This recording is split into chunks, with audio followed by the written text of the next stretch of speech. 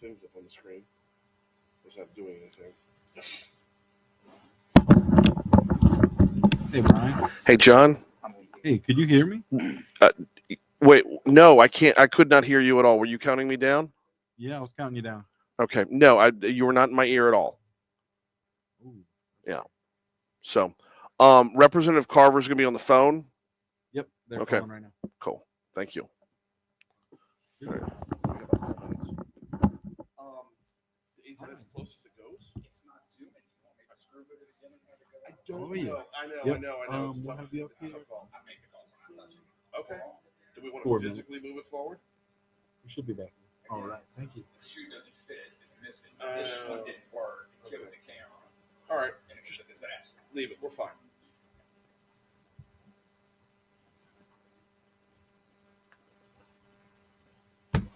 How are you this morning? I'm good. How are you? I'm doing fine. Good. I don't know how you do this every morning. Mm. It's crazy. You're used to it. Yeah, that's true. Well, that and where'd it go?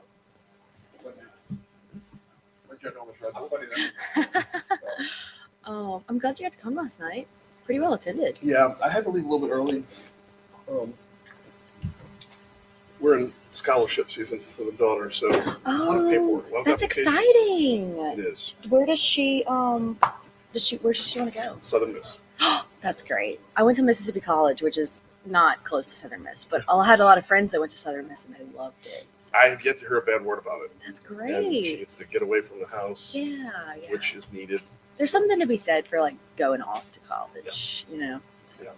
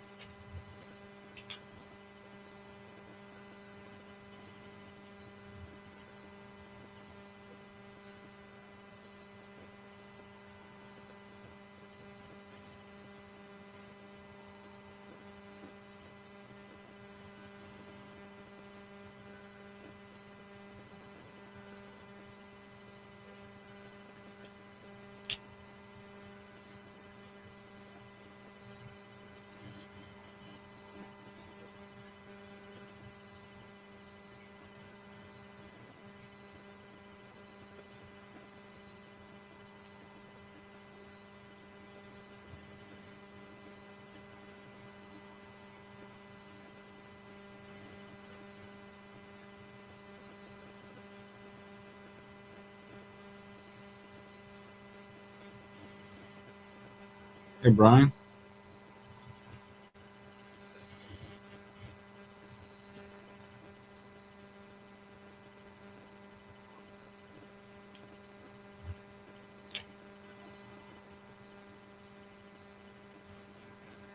How we looking, John? We just we hit weather. I couldn't hear you, so I just rolled with it. Oh, yeah. When I'm on location, I'm not going to toss the weather. Okay. That sounds good. But we're on weather right now. Okay. Yep. Oh, and yeah, I got a Kim Carver on the phone as well. So I'll Good deal.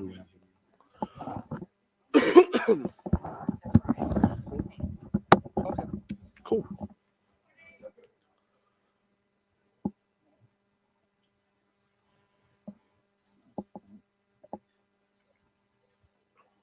And I want to make sure you're on 2 and talk to me. Okay, you're on. Testing. There you go, you're on Yeah, there two. we go. All right, we're coming back in just a second. Yep. I just hit the bumper. Let me know when you're ready, and I'll put you on. You tell me. You say go. Oh, okay. Well, let's let's go. All right. We are rolling up on 637 at Talk 107.3 FM at WBRP. Mornings with Brian Haldane, rolling right along, live on location out at the Crown Plaza. Why? Well, because today is LABI's annual meeting, the Louisiana Association of Business and Industry. We look forward to this every single year. This is one of the precursors to the upcoming legislative session. I've said it a million times, and I'm going to say it a million more. I have 3 things on my calendar before a legislative session to make sure I'm 100% prepared when the gavel is struck and the session is sworn in. Washington Mardi Gras, Lobby's annual meeting, Pelican Institute Solutions Summit. Once I hit those 3, I know everything I need to know before it's game time. On one of those fronts, education is going to be front and center. Time to welcome in here on site with us at the Crown Plaza, Mary Beth Hughes Derrickson. I don't even have to write it down anymore. I know you got it, Brian. Mary Beth Hughes Derrickson. It's a mouthful, but it is. got It is. Well, but at first I kept wanting to say Dickerson. Yep. It's Derrickson. All right. Mm-hmm. Mary Beth Hughes Derrickson. And then on the phone, I don't know why he's not here with us, Representative Kim Carter. Representative Carver, how are you? Don't have him, John. You got him now? Representative Carver, how are you? I'm doing great There this he morning, is. Brian. How are y'all? Doing very well. Glad to have you on. All right, we're talking education and how it incorporates in with LA Driven. Mary Beth, you want to just kick us off here and tell us where we're headed? Yeah. So, well, thank you so much for being on site, Brian. We always love having you here. And you also were at the reception last night, so we had a great time there. So, I think looking ahead, I mean, obviously, Lobby has always been very, very involved in education, K through 12, early ed, higher ed, you name it.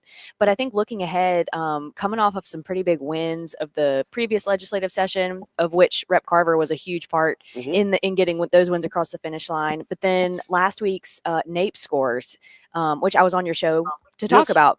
And so I think going into this session, we're very poised to build on that success. Obviously, we're not satisfied, but we're happy with any progress we can make.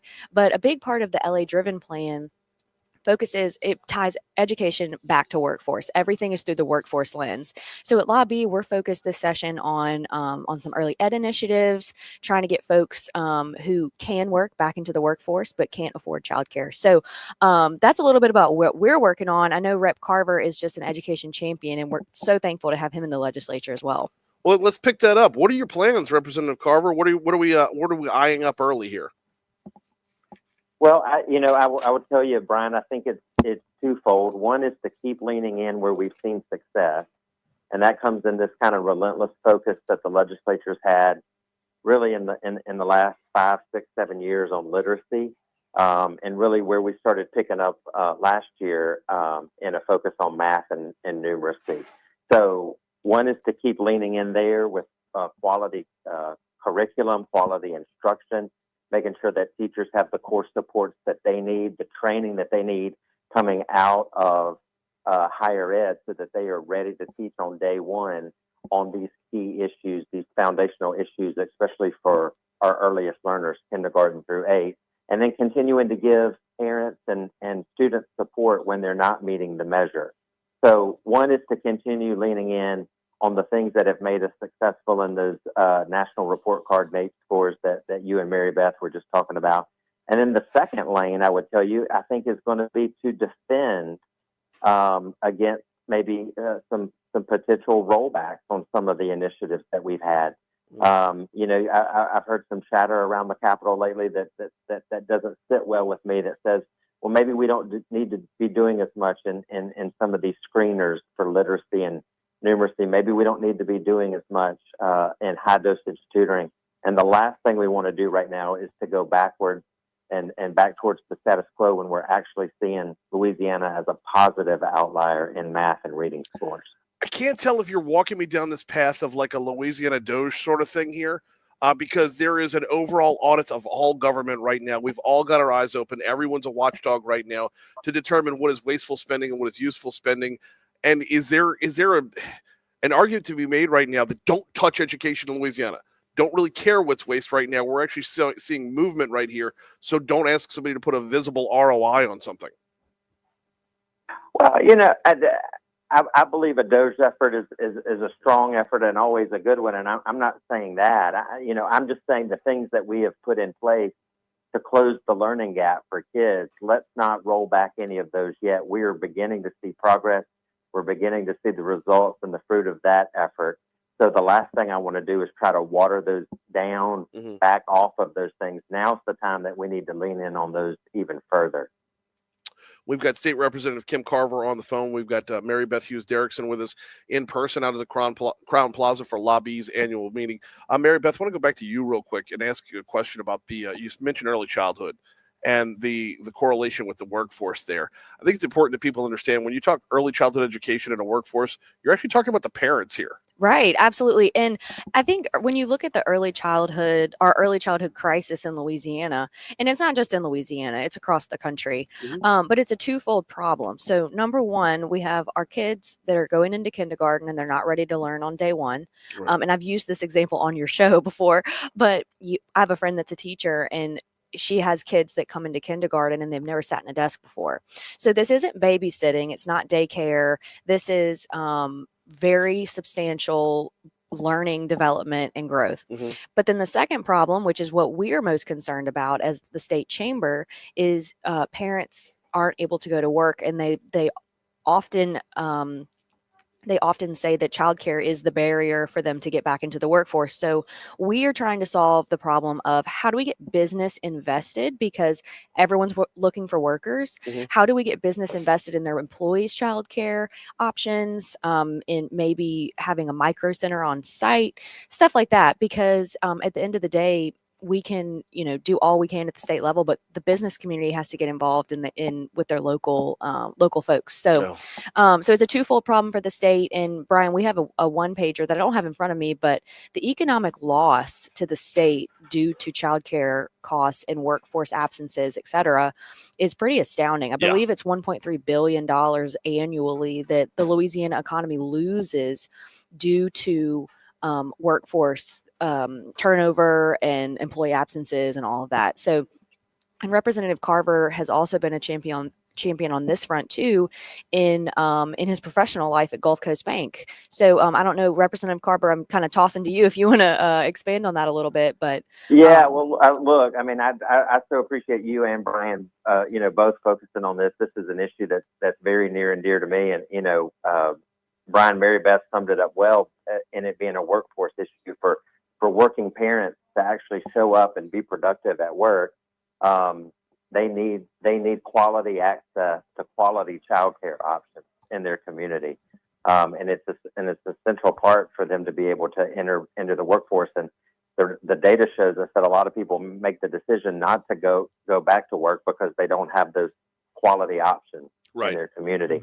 But it also matters to the kid, and the reason I say that is because the science tells us that 80% of brain development happens by the age of 3. And so in our society, for a long time, we've talked about early childhood education as being like a really strong pre-K4 program, like a Head Start. But the reality is we're talking, birth to 3 or 4. And so that those kids show up at kindergarten ready, like Mary Beth said, they need quality instruction, quality curriculum, even in those earliest years, to help facilitate connection, attachment, and those good, strong, healthy brain connections, so that kids are ready to learn and are able to kind of achieve that bright future that they so deserve. We've got exactly 1 minute left. Within that minute, I want to ask you, what does it look like legislatively when you consider, you just talked about how you're looking to hopefully nobody rolls back what we're already winning on, but this is going to be kind of doubling down and asking for, it's a bigger ask. What does that look like legislatively? Well, it is. In the past, we've had a number of federal programs, and when federal dollars sometimes go away, the state has very difficult decisions to make as far as having to, backfill financially. And so it's about access. It's about quality. It's about standards. And then it's about, all of us, the business community, the education community, and really as a state trying to spell out what is our priority, what is our number one priority going to be. And, for folks like me, it's focusing on what our future is, and it's our future workforce, it's our future citizenry, by putting them in the best spot to be successful. Well, let's get you back on when we're closer to the opening day of the session and we know what it looks like when pen hits paper. Sounds great, Brian. Sounds wonderful. I will see y'all this afternoon. Representative Kim Carver, Mary Beth Hughes Derrickson, thank y'all so much for a couple minutes this morning. Thanks, Brian. Here comes your money now. All right, you good.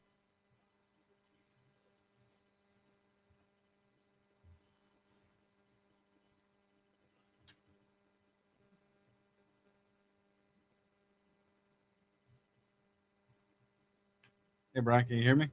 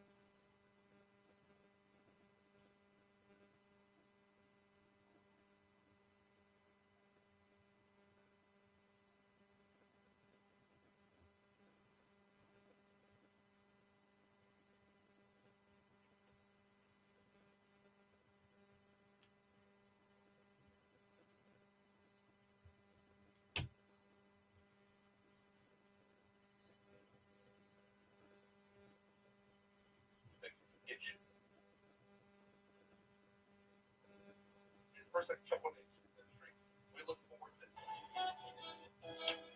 3FM and WBRP mornings with Brian Haldane rolling right along. Live on location. Out at the crowd, but live on location. Haldane rolling right along. Live on location. Out at the Crown Plaza. Why?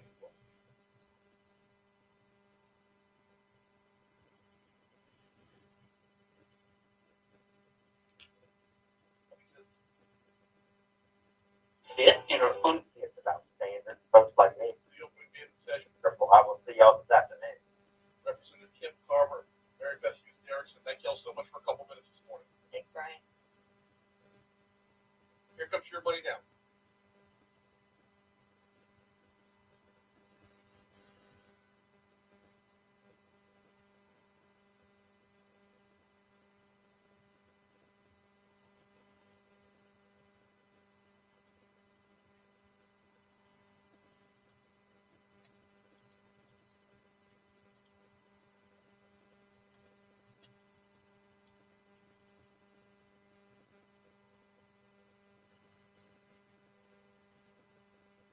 Live on location, out at the Crown Plaza. Why? Well, because today is Lobby's annual meeting. Thank y'all so much for a couple minutes this morning. Thanks, Brian. Here comes your buddy now.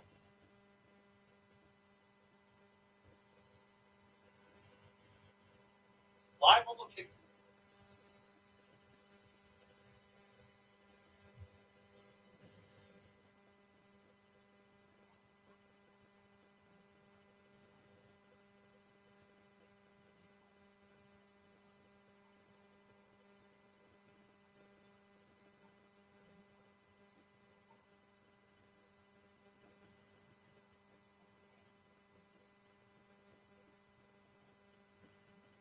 Hey, Brian, you there?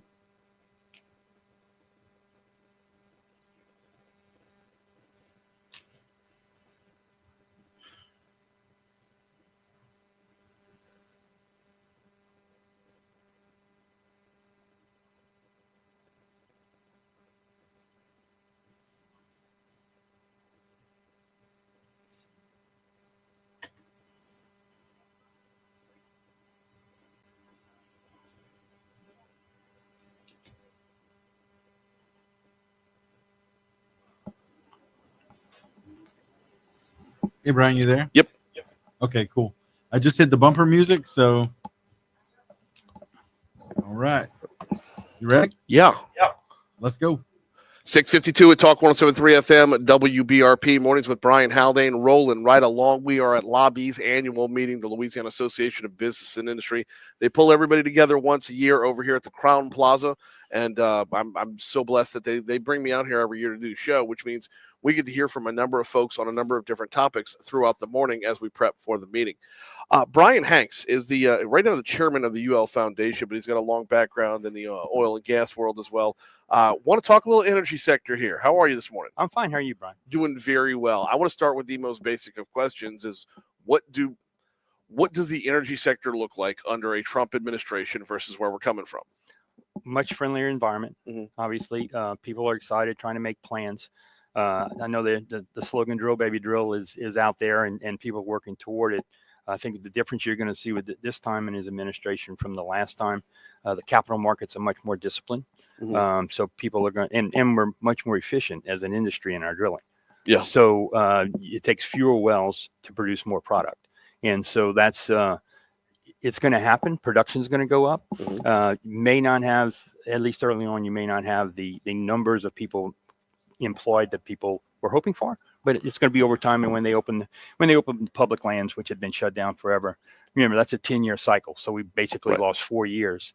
And so that has to be made up. And those are $1 billion plus investments. Well, the direct jobs are one thing, but it's the trickle down in the economy. That's the other thing. Is lowering the price at the pump is what's going to eventually lower grocery prices. Well, it's an overall. There was a national convention last week in Houston, and just the attitude of people, the can-do, the positive attitude, the no fear of retribution, or the rug's gonna be pulled out from under you or not. That it's a positive business environment, and people love it and have been longing for it.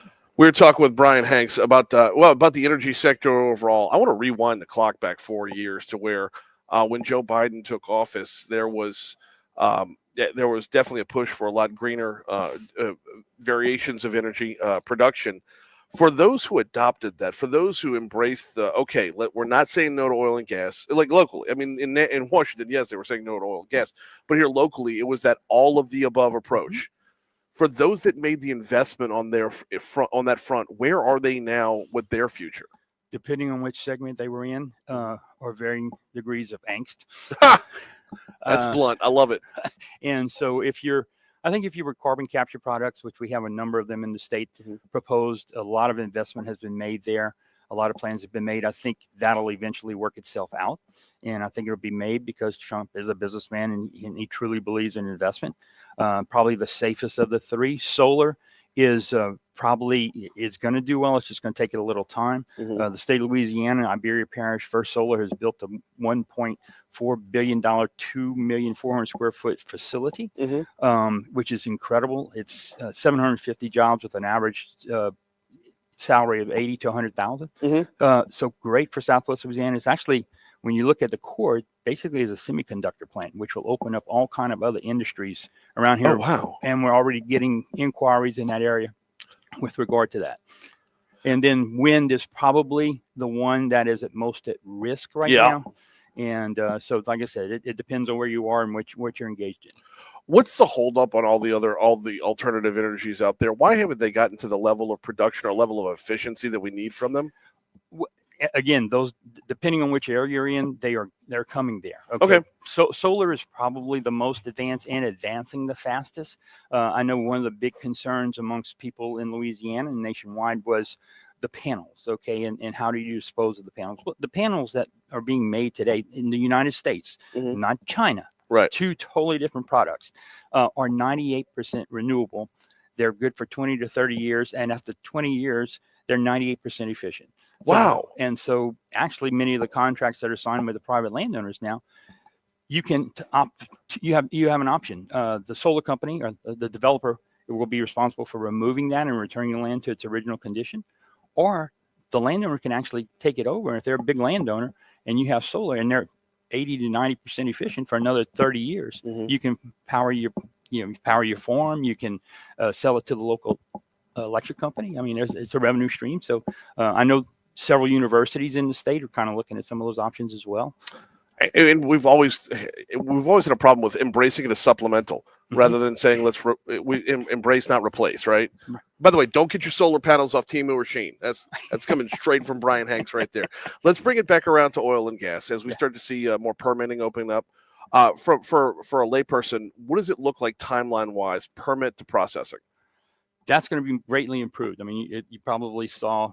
I'll skip the LNG real quick. That we got the first LNG permit that just happened this week, which is in Louisiana, and then the Louisiana investment, which is great. But for oil and gas, it's going to move faster. The BLM properties, all the government-run agencies, but even Louisiana, 2 minutes. Governor Landry, and with Tyler Gray restructuring the DENR. To be more efficient, more responsive, all that's happening. So the whole state is getting more efficient. We're going to be able to handle more. We have more people that are available. The workforce, we're working on building that up because you had people that had kind of migrated out, although they're transferable skills between the other renewables. So all of that, it's everything is very, very positive, particularly for this state. And the most exciting thing about it is the state of Louisiana literally has the opportunity to lead the entire country. That's actually what I was going to close with. Is we've always had the resources, and we have the people as well. What does it take? I mean, I don't know if this is a political battle or a PR battle, but what does it take to make sure we're out in front? Well, we're from a legislative standpoint, we have varying degrees within each of the bodies, and on each side, the House and the Senate, that have various concerns for their constituents, mostly because it's an education, and we as an industry. And have to use our universities, which are very involved in this, to educate, answer questions, get people comfortable with their concerns, and then move all of those things forward and to the benefit of all. He is Brian Hanks. Going to be it's going to be a busy day today. What's your day look like? Full. Plenty of meetings. Plenty. I'm waiting to see what our friends at API and with Secretary Gray has to say about it. And it's gonna be great. Charles Payne ought to be a fantastic. I'm hearing good things. I was disappointed we weren't able to snag him for the show as well. Wow. I know that would have been a big get. But Charles Payne will be the keynote today. But I don't know why we're promoting that because it's already sold out. So it is. He is Brian Hanks. I appreciate a couple minutes this morning. Thank you so much. Thank you, Brian. We are due up for news, traffic, weather. Hour 2 is on the way next. This is Mornings with Brian Haldane on Talk 107.3. All right, you clear?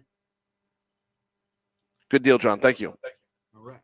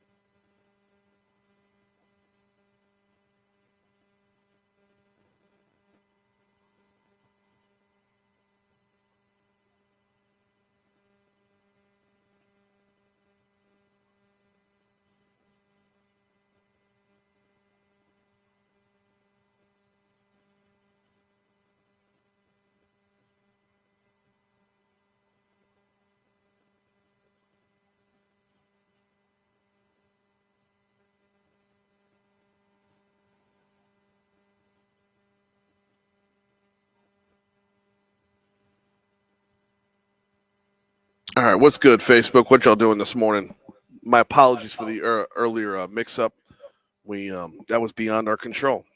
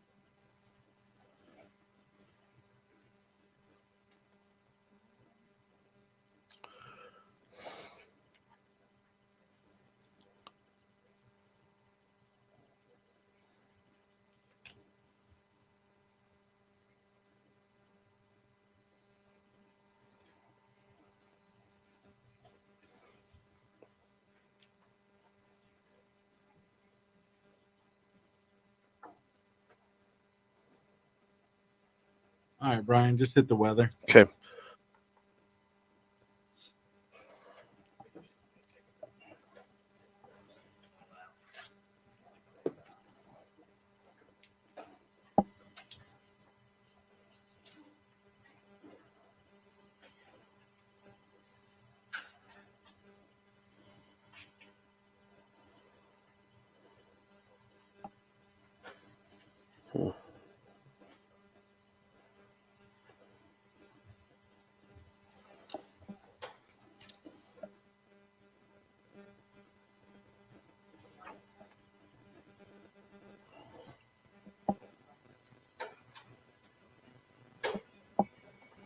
All right, just hit the 7 o'clock bumper. Okay, just tell me when to go. Okay.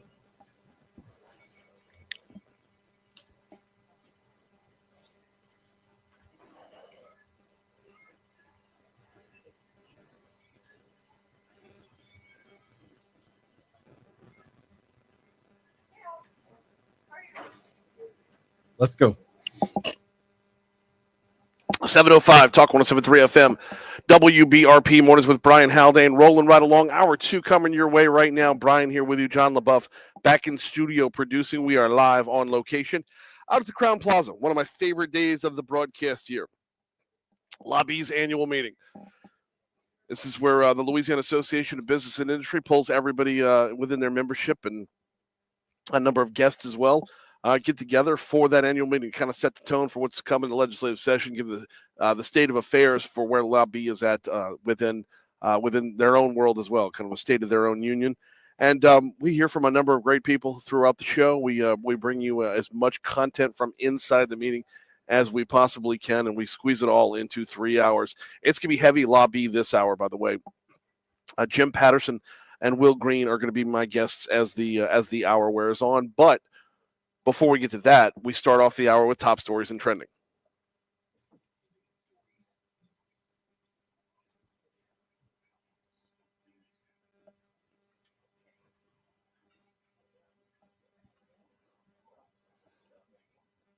Number 5. Plan Baton Rouge 3 will be headed up by the Colorado firm Sasaki. The initiative to change the face and reinvent downtown Baton Rouge begins a 9-month planning process now, which will be highlighted by the revamping of the Raising Cane's River Center and connecting downtown to the surrounding areas. Though Colorado-based Sasaki is no stranger to Baton Rouge, having worked on plans for the LSU Lakes and the Greenwood Park Breck Zoo project. We talked with Chris Meyer from the Baton Rouge Area Foundation about this yesterday. That audio is available on demand at talk1073.com, courtesy of Lake Urgent Care. Number 4. The CEO of Impact Charter School in Baker is vowing to sue after a scathing audit released early this month that laid out allegations of improper spending. The report indicates that Chiquisha Scott diverted more than $2 million, which was intended for students, into her own use. Things like cars, home improvements, family vacations. The school's attorney, Ron Haley, says that it's 100% not true, and they've got the proof. Number 3. Jim Morgan, a Republican board commissioner of the St. George Fire Protection District, has dropped out of the race to be St. George's first mayor. This is after a reporter questioned him about a prostitution solicitation arrest from nearly 30 years ago. This, by the way, leaves Dustin Yates as the only candidate. He is unopposed, so Dustin Yates will move from interim mayor to mayor of St. George. Number 2. Changes to tax and spending policy were presented by the Louisiana Department of Revenue to the Louisiana Tax Institute at the state capitol yesterday. Voters are set to decide on those changes on March 29th when they head to the polls. There are 4 constitutional amendments on your March 29th ballot. If you're looking for the tax changes, it is proposed amendment number 2. Number 1. Is Devontae Lewis going to lose his seat as the vice chair of the Public Service Commission? Well, let's be very clear, not going to lose his seat as a Public Service Commissioner, to be sure. However, state utility regulators will decide today whether or not they want to take him down as vice chairman of the panel. The Public Service Commission will consider this proposal to remove Devontae Lewis as vice chairman. At their meeting today, Commission Chairman Mike Francis added that proposal to the meeting agenda after seeing the news report of Devontae Lewis calling Governor Jeff Landry an a-hole.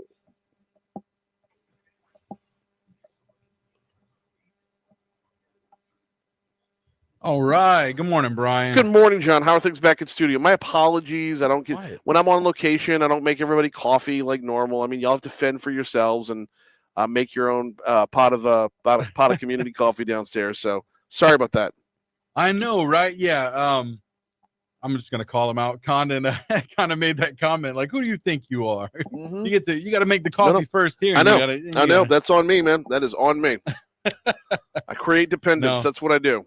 No, it's all good. It's all good. Hey, scientists at NASA have upgraded the chances that an asteroid headed towards Earth will make an impact from 2.2% to 2.6%. The asteroid should be here in 2032. So yeah, all right. It's a Wednesday. All right, it's a Wednesday, and that's going to play here in a second. 2.6% does not sound like a whole lot, right? But it is a Wednesday, which means Powerball drawing is tonight. How many people are going to buy a Powerball ticket? I mean, right? Tens of thousands, if not more. Nationwide, hundreds of thousands, if not more. So I got to wonder if 2.6% doesn't sound like a whole lot as far as odds are concerned. Your odds of winning the Powerball are 1 in 292.2 million. That's a lot lower than 2.6%. So I'm curious to see how many people are going to be dismissive of it because it's at 2.6% and then going to go buy a Powerball. I want to see that Venn diagram of folks. Oh, man. Oh, I can't believe it. It's insane. Hey, Texas got hit by 4 earthquakes yesterday. The largest was a 4.6 on the Richter scale. Not just 4 earthquakes, but 4 within 12 hours. And these were the overnight hours from Monday into Tuesday, if I'm not mistaken. And tremors could be felt as far away as Roswell, New Mexico. I mean, this is no slouch of an earthquake. And I don't know Texas. I don't know that I don't know my my tectonic plates very well, but I don't know where Texas has fault lines and whatnot. But man, that would alarm the hell out of me if I'm just like chilling in West Texas and then all of a sudden the ground starts shaking. Yeah, I couldn't imagine it's something that they're used to. I couldn't imagine this is something that taking them by surprise for sure. Oh my gosh! So between earthquakes and asteroids, catastrophe, man. What is going on? Well, and then when you add the tremors being felt in Roswell, who knows if that's waking up aliens? Right, exactly. Is it connected? Connected. Hey, speaking of Texas, though, you can take the K out of KFC. The fried chicken chain is moving their headquarters to Texas. Add KFC to the list of them, man. It feels like every fast food outlet is repositioning themselves in Texas. Now, I mean, I'm sure they're not going to change their name, but can you call them Kentucky Fried Chicken if they're not in Kentucky? I mean, and look, for the folks that are from Kentucky, they're like, no, that belongs to us. I get it. Raising Cane's is still ours.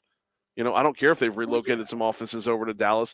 They still belong to us. Raising Cane's is ours. It's started right there next to the varsity. Anybody who spent the late night at the varsity and then moved over to Cane's before calling it a night knows it belongs to us. It does not belong to them, but that's the trend of things, man. And that is what's trending. Indeed. We are coming up on, where are we at? 712 at Talk 107.3 FM. We got to take a quick break. When we come back, we're going to talk with Jim Patterson from the Louisiana Association of Business and Industry. Before we take that break, got to remind you about the folks over at the Baton Rouge Metro Airport. If you're mapping out your family vacation for the summertime, BTR has got you covered. FlyBTR.com is the website. Hit up FlyBTR.com. Look to make your travel plans, and when you do so, take into account the entire experience, not just the cost of the tickets, but the entire experience. I'm talking driving all the way down to New Orleans. I'm talking the cost of parking down in New Orleans versus just Ubering to the airport, for crying out loud. It's in our own backyard. And oh, by the way, once you set foot on the airport property, the experience is different as well. TSA is borderline nice. No, the TSA is actually awesome here in Baton Rouge, as opposed to that impersonal maze they have right down the road. When you take into account the whole experience, flybtr.com is the way to go. It's flybtr.com. All right. We set? Yep. Cool. What'd you say, Moon? Nothing much. You're getting you can't move this morning? Do what? How you doing, sir? Yeah, How you doing? Good to see you, man. How you been? It's Been a while, Yeah, Jim. it has been a little while. Good. Where they got me? Am I sitting next to you? I guess so. I don't. I gotta have the internet deal. Yeah. She told me she got that. Well, and that's I'm plugged into it right now. So No, but I'll talk. That's me. Do you have that internet deal like he's got plugged? Yeah. If that's all I need, man. And Paul, how you doing, sir? You doing okay? Good to see y'all. Jim, how you been? Still staying after all these years, huh? Yeah, after all these years. Jim, I've been there 31 years. I've been there your name for longer than that. Usually taken in vain, I understand. I've been hanging around for a while. So I'm surprised I'm still hanging around, but I still enjoy it. Well, as long as you're enjoying it, keep that. I am.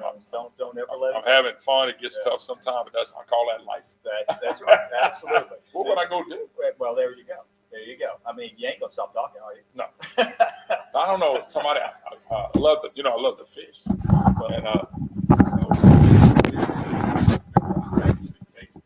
the next time I see him in the restaurant, he goes, I know I shut I know the dude back there to get the net. oh, nice. I sent you that. What? No. Just the tournament last weekend. It's like 6, almost 7 pounds. Really? Yeah, they said that's the biggest fish they've ever heard. Now, Caney Lake got big. Franklin that there, so I have to come out and caught that fish. Their eyes were that big. Thought I had a catfish on it. Good to see you, Jim. Good to see you. What are we covering here? 50 years of law base. I mean, how can that be? Just basically just talking about How you been? Good. I know. what you've done through the decades. Part of it for about 2/3 of that time. Hey, Brian. Yeah. Probably Yeah. Held that. Yeah. And I 90% of the time that the organization's been Okay. How, Hey, Brian. yeah. Bumper is hit, so let's go. 7:15 to Talk 107.3 FM, WBRP, mornings with Brian Haldane, rolling right along. We are on location this morning. We are broadcasting live from the Crown Plaza for Lobby's annual meeting. Going to get back into that in just a quick second. I do need to take a second to remind you that Talk 107.3 FM and Citizens Bank and Trust want to help you cover your car payments. It's a $5,000 grand prize we're offering up here with a bonus chance to win free car washes from Benny's Car Wash for 6 months. We're also letting you earn extra entries by subscribing to our Talk 107.3 Baton Rouge YouTube channel. To sign up, visit talk1073.com. All right. It is Lobby's annual meeting, but it's also a big year for the Louisiana Association of Business and Industry. Joining us now to talk about that is, we're going to call him Lobby's resident historian, Jim Patterson. How are you, man? I am great. This is an exciting day, honestly, Brian. I'm so pleased that you can be here with us again and be a part of this. It makes it special when we have you telling the folks about it. We're real excited. It's on my calendar. Before y'all even have it planned, it's on my calendar. I'm always looking forward to this one. It is, and I'm greatly appreciative of the opportunity to get to help share y'all's story every year. So y'all got a story to tell this year. I mean, this isn't just about setting the agenda for the legislative session. This isn't just about an update on the status of, like, a State of the Union of Lobby and talk about LA Driven. This year is a big one. Oh, yes, sir. Absolutely. Our 50th year. This organization came into existence in the mid-'70s. It was a decade of turmoil, a decade that was dominated by organized labor. And frankly, the president of the state AFL-CIO, a gentleman by the name of Victor Busey, pretty much knew how to play the business community. He could divide and conquer and get whatever he wanted legislatively. The business community knew that this was absolutely cratering the business development, the economic development of the state. And there was a desire to try and legislate a right to work law. Mhm. If you lived in Louisiana, and only in Louisiana in the South, we were the only state without one. You basically had to join a union to get a job. And Really? yes, absolutely. And that was the way that they preferred it to work, understandably. But the feeling on the business community side was that that needed to end. And so the Chamber of Commerce for the state, the Manufacturing Association for the state, and the Education Council for the state put aside their differences and said, you know what, we're going to all band together. We're going to create one organization, and that is going to be the organization that's going to lead us to passage of the right to work law. And they needed a person who could kind of stand toe to toe with Victor Busey. So they brought it on a gentleman who was a titan. He actually had been with PAR, Public Affairs Research Council, Ed Steimel, for 20 years beforehand. He was known to have integrity. He was known to be courageous, and they felt like this man can get the job done. Honestly, the expectation was that it would take years to get a right to work law. They got it done the first year. Really? Yes, sir. Okay. That was remarkable. Once that got done and Lobby was off and running, how has it evolved? How has it morphed? How has it grown? Well, I think that there was a recognition on the part of business people around the state that without a legislature that understood business, that was willing to listen to the concerns that the businesses had to find ways to solve their problems, there was no way that we were going to move forward in this state. That required playing in elections. That required having political action committees. So they formed up 4 of them back in '78. Okay. And began to work on electing a legislature that was more business friendly. They had a 70% success rate in 1979, which was actually the year that I came to Louisiana. Okay. And they enjoyed progress, albeit sporadic and albeit incremental. They started to enjoy progress on some fronts. Now, you remember that in the 1980s, Brian, we had the oil bust, and that took a lot of wind out of our economic sails, to say the very least. That was the time that I was working around the organization trying to help to address a trust fund that had gone belly up, and we ended up being in debt. To almost the tune of $1 billion to the federal government for unemployment benefits, and that had to be addressed. Wow. And so I was fortunate enough to be allowed by the organization that I was working for out of New Orleans to partner with Lobby and help come up with some solutions legislatively that moved our state forward. When in 1991, Dan Juneau, who by that time had become the CEO to replace Ed Steimel, when he had an opening, he approached me and said, any chance you'd want to come to work for Lobby? And I said, I think so. Yeah. And, started working on April Fool's Day, 1991, and have been a part of it ever since. Very, very good start date. That's that's a memorable one, to be sure. Yeah.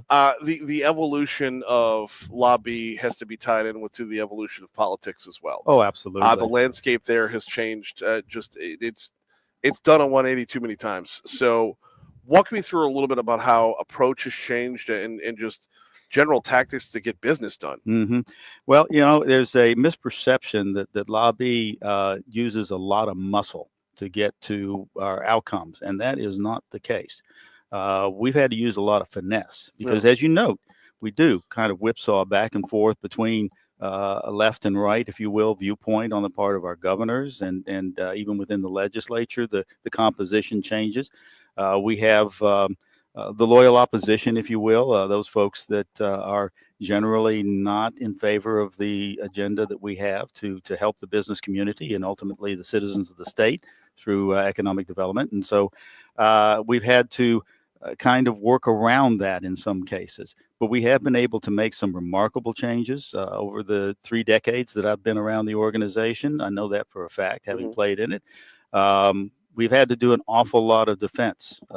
Unfortunately, there is a sentiment on the part of some that business has too much of a free hand. That's not the case at all. You know that, Brian. Yeah. And so at the end of the day, we've had to kind of keep them at bay and make sure that the business community has the ability to continue to be viable in this state.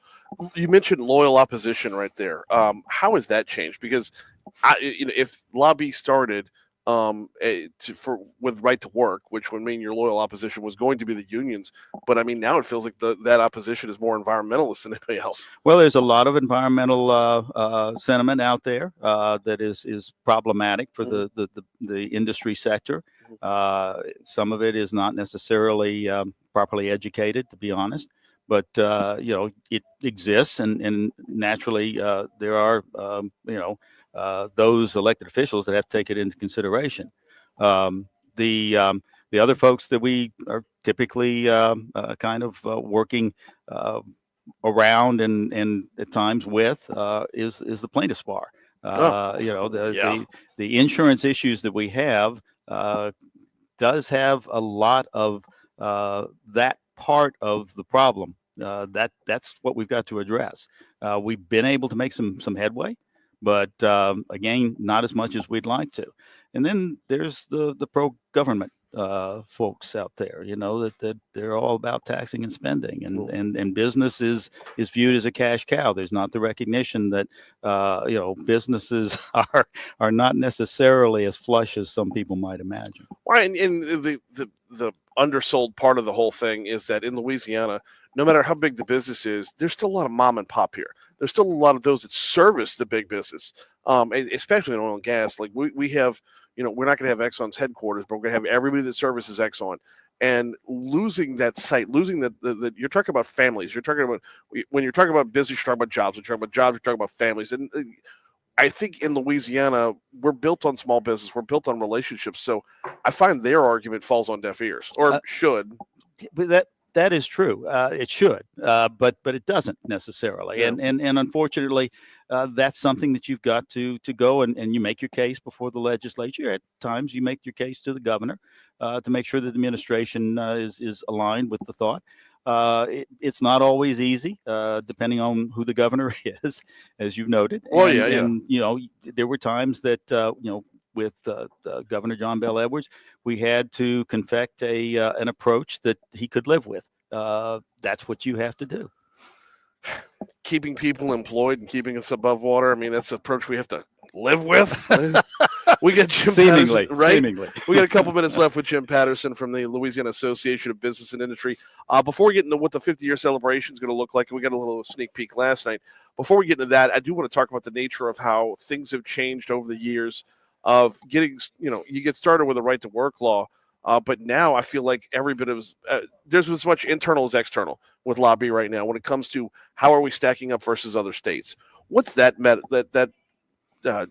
I keep using the word evolution, but how has that changed over years? Well, I think that we've made progress in terms of how we appear to others, compared to other states, but we're not even close to where we need to be to be in the conversation with the likes of North Carolina, Texas, Florida, Tennessee. There's a lot more that needs to happen there. I think that a good bit of it is on the tax side, but likewise on the insurance side. Florida's done some things there, and let's face it, God bless them. They kind of look like a bit of bait on a fish hook out there in the Atlantic and the Gulf of America now. Yes. That is just coaxing hurricanes to come at them, and yet they've been able to make progress on the insurance side that we seem to refuse to explore on our end. We got Jim Patterson with us for just a couple more minutes. Want to talk about actually sticking with that. When it comes to other states, when it comes to lobby's focus, how much of a priority is that focus on other states now versus when the organization got started?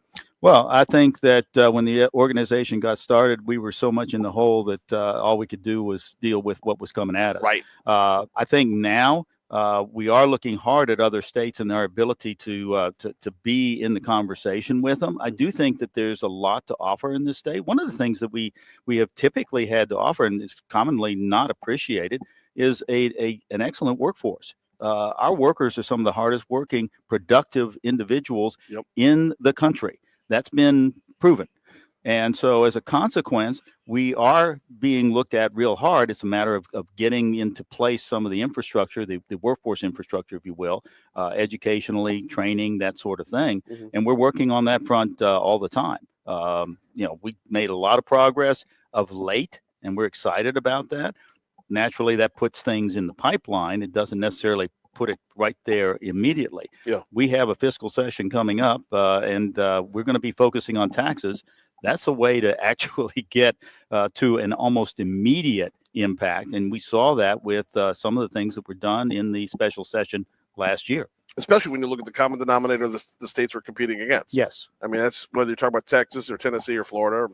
I mean, those and Mississippi and Arkansas are on their way right now. They are trying, yes, all sir. got that one thing in common. All got that one thing in common. Mhm. Either no income tax or on their way to no income tax. All right, 50 years of lobbying. What's the anniversary looking like? What can we expect? Well, we're going to over the coming year. We're going to be featuring some videos that sort of take us back through the history and the things that have happened, the way that lobby was involved with it, the way that lobby made it happen, why we're relevant and important based on that, and how we will remain relevant and important going forward. And then we have our gala coming up in December. We're excited about that. We're moving toward that. A nice event over at the State Museum. Okay. And we're excited to roll that out. I think some of that will happen during this annual meeting, as a matter of fact, Brian. Yeah, I know we got a little bit of a sneak preview last night, but there's going to be a lot more revealed today. So yes, definitely looking forward to that as part of the overall program. In the meanwhile, I always appreciate a couple minutes of your time. Right. He is Jim Patterson from the Louisiana Association of Business and Industry. We have got news, traffic, weather coming up. On the back end of the break, we are going to continue with the Louisiana Association of Business and Industry as Will Green will step in next. Before we hit you up with news, got to remind you about the folks over at Cajun Soft Wash. Okay, I know tonight's going to be super cold, like record-breaking cold. Tomorrow night, probably the same thing. After that, once we start to warm up, folks start to think about spring cleaning. That's not just about what's going on inside your house, and it's not just about what's going on inside your business. Take a look at that exterior. You have that little green tinge to the bottom half of your house. This is where Cajun Soft Wash comes in. They safely and effectively wash the outside of your property, and it doesn't just make it prettier, it prolongs the life of your house because that mold, that algae, everything that's growing in there is detrimental to the structure itself. And it's not just the sides of your building. Get them up on your roof as well. They'll do the same job up there, and with their drone technology, there is no spot that they can't reach. CajunSoftWash.com is the website, CajunSoftWash.com. Whether you're talking commercial, whether you're talking residential, CajunSoftWash.com is the starting place. 7:30, here's news. Thank you, John. Right. Yep. Clear.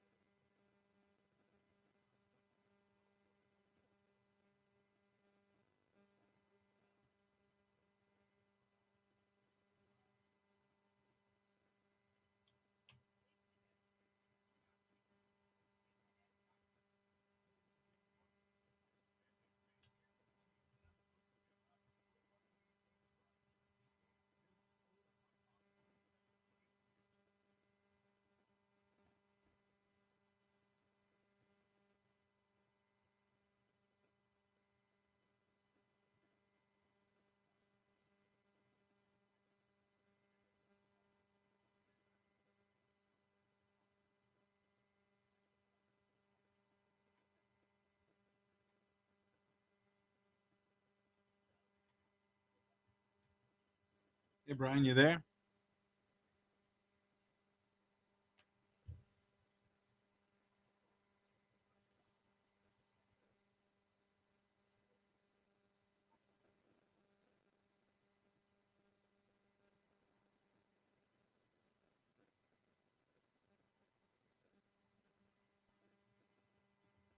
All right, and of course, we're always on Facebook Live as well. So, All right, Brian, we're back. oh, are we? Yep. Snap. We just had weather. I just hit the bumper, so Cool. all right, let's roll. 736 Talk 1073 FM, WBRP mornings with Brian Haldane, rolling right along, broadcasting live from the Crown Plaza for the Louisiana Association of Business and Industries annual meeting. Starting to see some movement around here. Starting to see some folks trickling on down as things get started. Registration doesn't open up, I believe, for another 30 minutes or so, and then once that meeting is rolling, the hallway here at the Crown Plaza, it gets jam packed. It is a busy morning, and here to walk us through what we expect, but we got a broader discussion to have as well. We've got Will Green in with us. How are you, man? Brian, I'm doing great. Good morning. Thanks for being here. No, dude, this is on my calendar. Like the second today's is over with, I'm already looking forward to next year. This is one of my favorite days of the broadcast year for sure. Yeah, thanks. No, it's super exciting for a lot of reasons. I think as we walk around, we feel the energy and the movement. It's interesting. Last year, we were here kind of talking about the out-migration of Louisiana, the challenges of Louisiana, our education rankings being in the mid 40s, our tax rankings being in the up in the mid 40s, and all the things that we need to do, right? And so it's so exciting to be here today and talk about the things that we've done in the first year. Obviously, there's a lot of work left to do, and I know we'll talk about that, but it's just so exciting to be here in our 50th year, celebrating our birthday with so many friends and so many colleagues, so many of our members, so many legislative members. Can't say enough about Jason DeQueer, our chairman this past year, and the job he did. So excited for Tom Cox to come in from golfballs.com as our incoming chairman. I know he's going to do a fantastic job. And so again, it's just such an exciting day to be here at the Crown Plaza for our annual meeting. Programming note: 8:15, Jason DeQueer. 8:35, Tom Cox. Way to set the table. Wow, I think like they call that a teaser, right? That is, yes. It's set the table for me right there. Trained broadcaster Will Green in with us this morning. Okay, there's a lot to unpack from what you just talked about there. I want to start with the competition part of this because when we were talking with Jim and he was walking us through the history, Lobby didn't get started. Lobby got started with wanting to make us a right-to-work state. And we did that. And it feels like every year that's gone by, every legislative session that's gone by, the bar keeps getting moved. So when it comes to competing with other states, where's our focus at right now? And just not an overall grade of where we stack up in rankings, but how are we doing? Yeah, so I think Jim talked about, right, I mean, the frustration and the disincentivized fact that we were one of the only states in the South without a right to work law, right? And so you had the Manufacturing Association, the Chamber of Commerce, the Education Council come together, form this organization, and pass the right to work law to make us more competitive with our other states to try to grow business here and attract business here. Here we are 50 years later, right? And we're still looking at where are we an outlier as compared to our southern states in things like education, crime, insurance, tax, right? I mean, where can we look at ways in which our tax climate is uncompetitive, ways in which our tax climate is uncertain and unpredictable, and how can we improve our tax climate? Look, we came in this past session and the governor called a special session and said, look, we've got to clean up our tax code. We cannot continue to be an outlier in one of the highest corporate income tax rates in the country. We can't be one of 15 states in the country with a franchise tax. We've got to figure out a way to not be one of 9 states in the country with an inventory tax. And as other states are looking at repealing the income tax, we need to look at lowering it and eventually phasing it out. And so we went in and that was all part of our LA driven strategic plan as well. It mirrored up with the governor's plan, and we all went in and figured out a way to do that. And hopefully the citizens of the state will agree on the ballot in March that was all a good idea. That will make us a lot more competitive. Our education, right? We were around 40th in education. We went in and we said, look, parents need know what's best for their kids. Their tax dollars need to go, and they need to have control of that so that they can go and either put their kid in a better performing school for them, for tutors, for other things that a kid needs.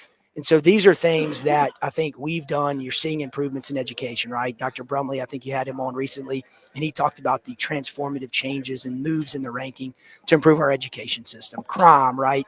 We went in, had a special session on crime to improve our criminal justice system, to bring some transparency and accountability, and also focus on some reentry things. And so we're doing those things. Obviously, the next step is insurance reform. Continuing on that, we did some great things on the property insurance front. We went out and looked and said, what are other states doing, like Florida, on property insurance to try to bring carriers back to the market.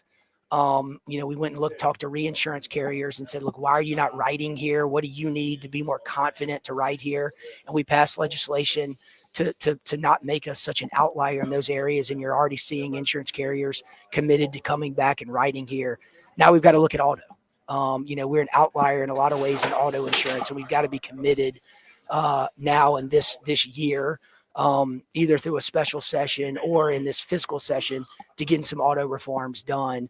Lobby's committed to doing that. I've talked to a lot of legislators that are committed to doing that, and I know the insurance commissioner is committed to doing that. You bring up a special session for insurance. I would love nothing more than to see that, because we've seen time and time again. I don't want to be the curmudgeon, but we've seen time and time again where we try to get it done in the regular session and it gets horse traded within everything else that's on the agenda.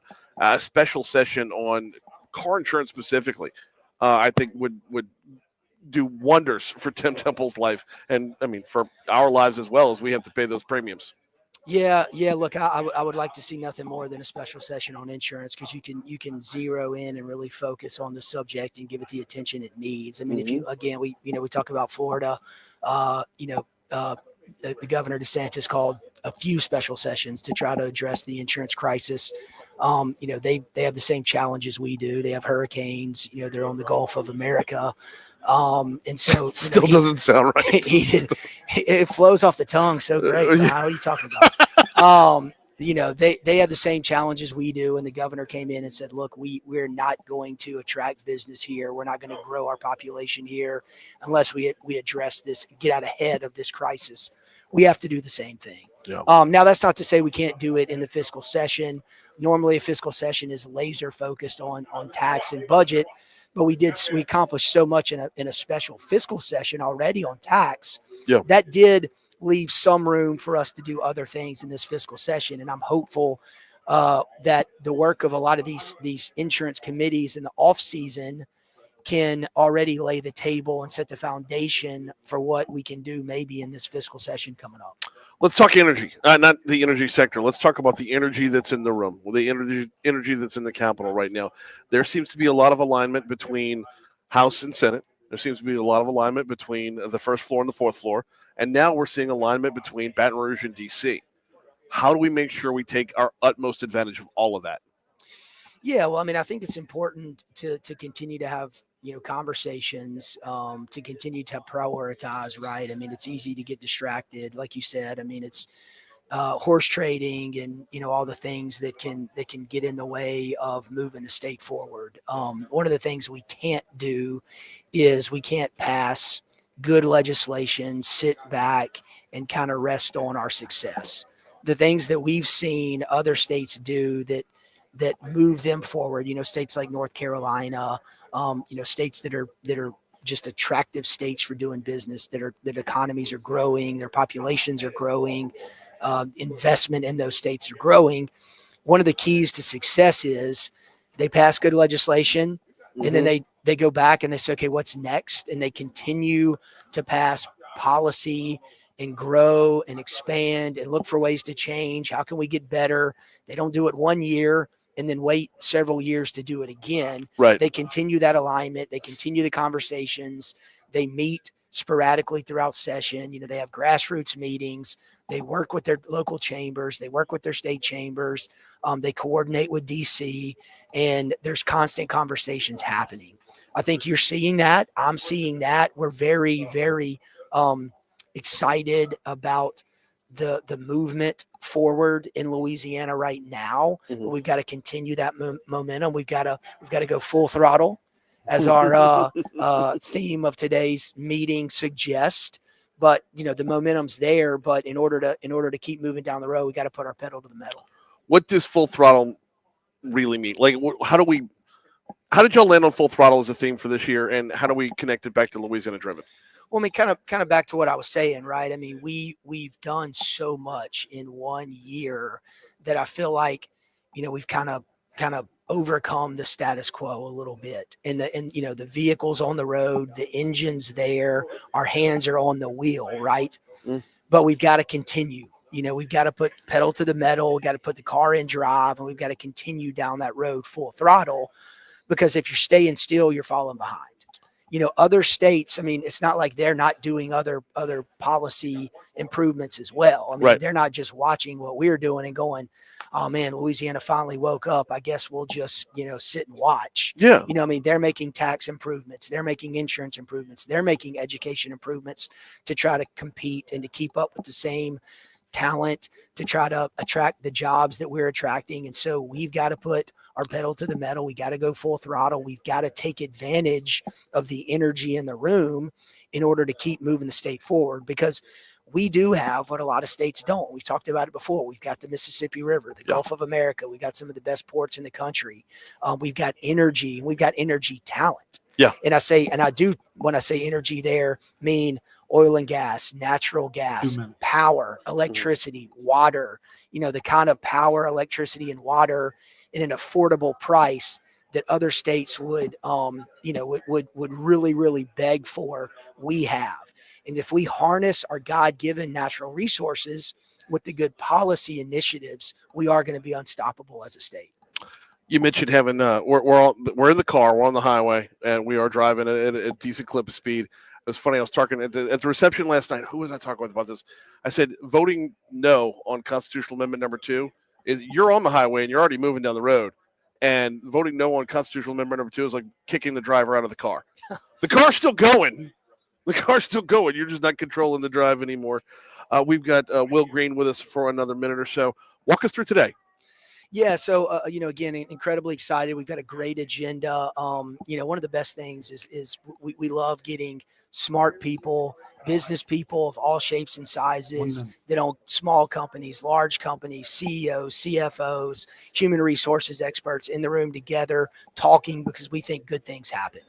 And then we've got our energy panel coming up, Dustin Myers, with the API, American Petroleum Institute. He's an expert on energy policy from a global and a national scale. He's going to partner with Tyler Gray, our DNR secretary here in Louisiana. Tyler's going to kind of bring it back locally. And then we'll move into our keynote speaker at our luncheon, Charles Payne, host of Making Money Now with Charles Payne. He is an expert on investments, the economy, inflation. And so he's going to talk about what he sees under this new Trump administration, what we can expect from the economy, and hopefully kind of bring it down to Louisiana and see what we can do to take advantage of this new administration and all the policies coming down the pipeline. He is Will Green from LABI. We always appreciate the time. Looking forward to a great day today. Brian, thanks so much. Here's your money now. We good, John? Yep. Oh, awesome.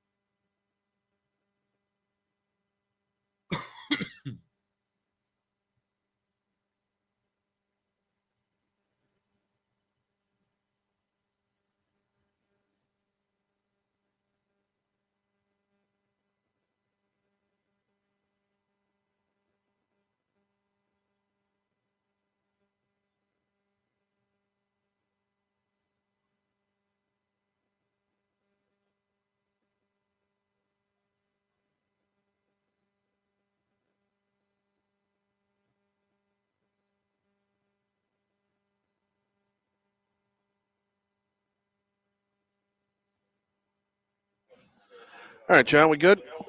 Yep. All right. 2 more live reads to knock out.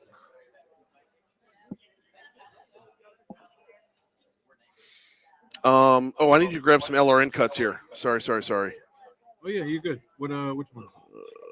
LRN. God, I hope they're still good. 4, 5, and 6.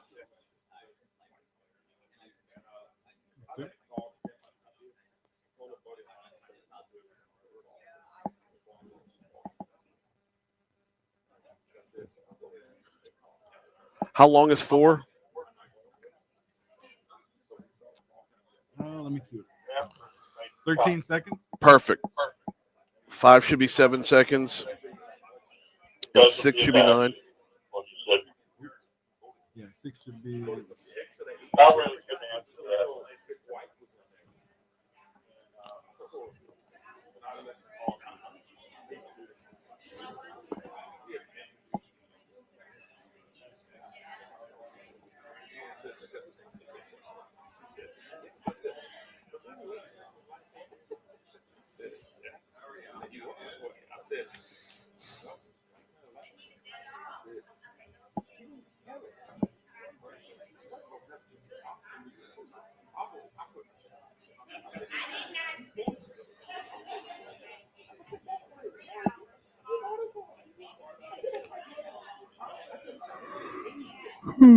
Snap. Don't need to be yawning yet. Still got an hour to go.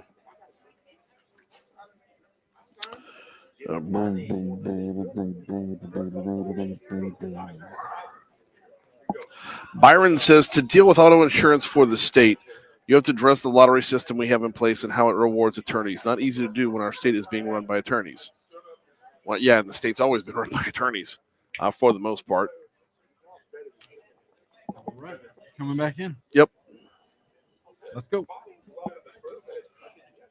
Broadcasting live from the Crown Plaza. This is Mornings with Brian Haldane. We're at 7:55 at Talk 107.3 FM, WBRP. Why are we at the Crown Plaza this morning? Because it is the Louisiana Association of Business and Industry's annual meeting today, celebrating their 50th year. Lobby has been at this, looking to, serving as your state's Chamber of Commerce. We got a lot of ground to cover, yet we'll talk with both Jason DeQueer and Tom Cox in our next hour. Jason wrapping up a year, wrapping up his year as chairman, and then Tom's rolling into that role. Before we get to anything else, though, got to remind you about the folks over at Landmark Bank. Who needs to know about Landmark Bank? Basically, everybody in the surrounding areas of Baton Rouge. You're not going to find Landmark Bank inside the city limits of Baton Rouge, and that's kind of by design. They are your small town bank. They want to make sure that you don't just have a bank, you have a banker. They are a relationship-based business and have been for well over 100 years. You're going to find them in Denham. You're going to find them in Zachary. You're going to find them in Brewley. You're going to find them in Greensburg. In fact, in Clinton, I believe, as well. If you go to landmarkbankla.com, landmarkbankla.com, you can pull up all the different locations on their website right there and read a little bit about their history, how they've been doing this for more than 100 years, how if you are a small business owner in Zachary, they serve you. Okay, if you're a brand new entrepreneur over in Greensburg and have something that's that's built out and growing, they're here for you. You don't just have a bank; you have a banker with Landmark Bank and landmarkbankla.com. Coming up a little over an hour from right now, the Public Service Commission will convene their meeting, and Devontae Lewis's words could come back to haunt him. Well, really, just one word: a-hole. He didn't say a-hole. He said the actual word. And he said it on Twitter. And PSC Chairman Mike Francis has called on the commissioners to vote on whether or not Devontae Lewis gets to keep his vice chairmanship at this morning's meeting. Now, last week, Lewis posted the comments on Twitter talking about Governor Jeff Landry, calling him an a-hole, and then going on to say that people concentrate too much on what divides us.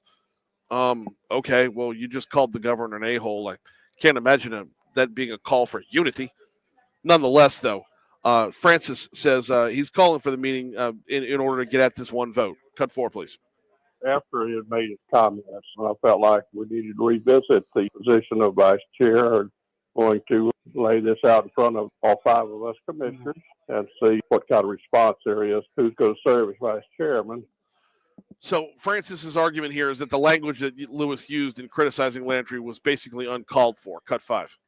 Because of his actions and what he said publicly. We need to go back and see what the other commissioners feel like about what he said. And I don't think this needs to be about whether or not Devontae Lewis likes Governor Landry or not. That's not what should be in play here. It's about the decorum and how you handle yourself. It's going to be hard to get past the idea, though, that Mike Francis is a Republican, former chairman of the Republican Party. Devontae Lewis is a Democrat. So is this going to boil down to a Republicans versus Democrats thing? Well, our news partners over the Louisiana Radio Network asked him whether or not he would have taken the same action if a Republican commissioner used that same language towards a Democratic official. He said he couldn't definitively say yes or no. Cut 6. I really couldn't answer that. I would say this. I served as chairman during some of the term of John Bell Edwards, and I would never have made a statement like that. And it's hard to answer that hypothetical, but I appreciate his honesty in saying, hey, it would be very, very easy for him to have just said no. Absolutely, we would have done the exact same thing if the shoe was on the other foot. If it was a Republican commissioner and a Democratic governor, we would have done the exact. It's easy to say because it's a hypothetical and you're not living it. So kudos to Mike Francis for saying, you know what? Probably not. Can't imagine a scenario where I would, but I can't definitively say no either. It's an important balance right there, and I appreciate his honesty, which tells me that once the meeting convenes, if he can be honest in his soundbite, he can be honest once that meeting convenes and take a look at the whole picture as well. So, yeah, call someone an a-hole and then call them divisive. That's a nice little juxtaposition right there. We got news, traffic, and weather coming your way because it's 8 o'clock at Talk 107.3. All right, you're clear. All right, thank you.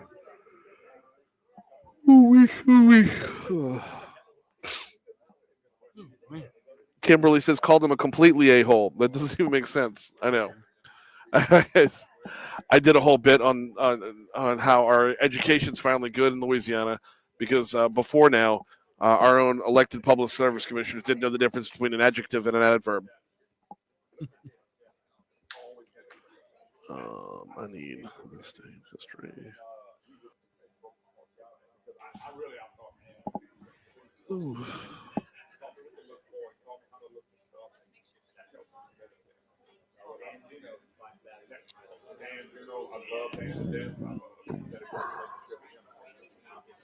Probably how we got here. Is that right? We came off and on it. Yes, you got years. Yeah, they called last year because I'm associated, with the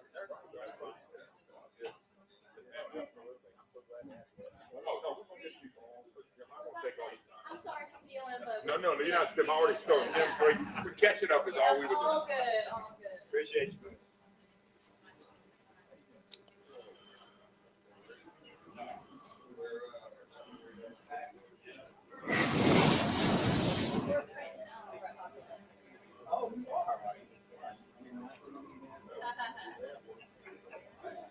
Oh, snap. So tired.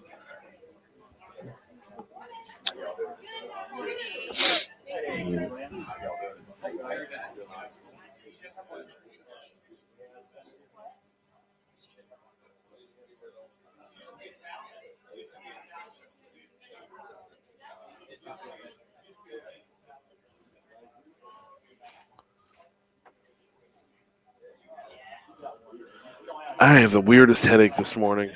It's like so specific. Oh, really? Yeah, it's so strange. It's like just to the right of my right eye. Like in the temple. It's like hyper specific right there. I was gonna say, yeah, that's pretty odd just to be in that one specific spot. Yeah, it's so Usually weird. If it's in your temple, it's on both. Both Right. It's not though. It's just the right side.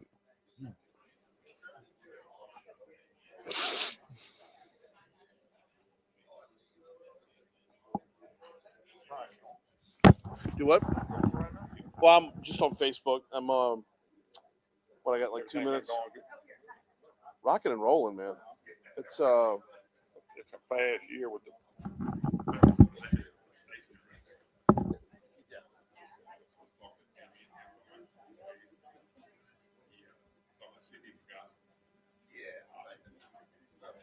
Do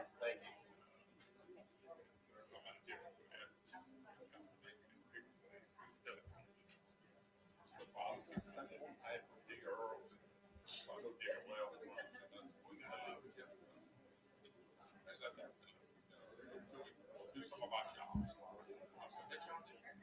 Y'all ain't had no charge." Good job. He's not going to move on the level source.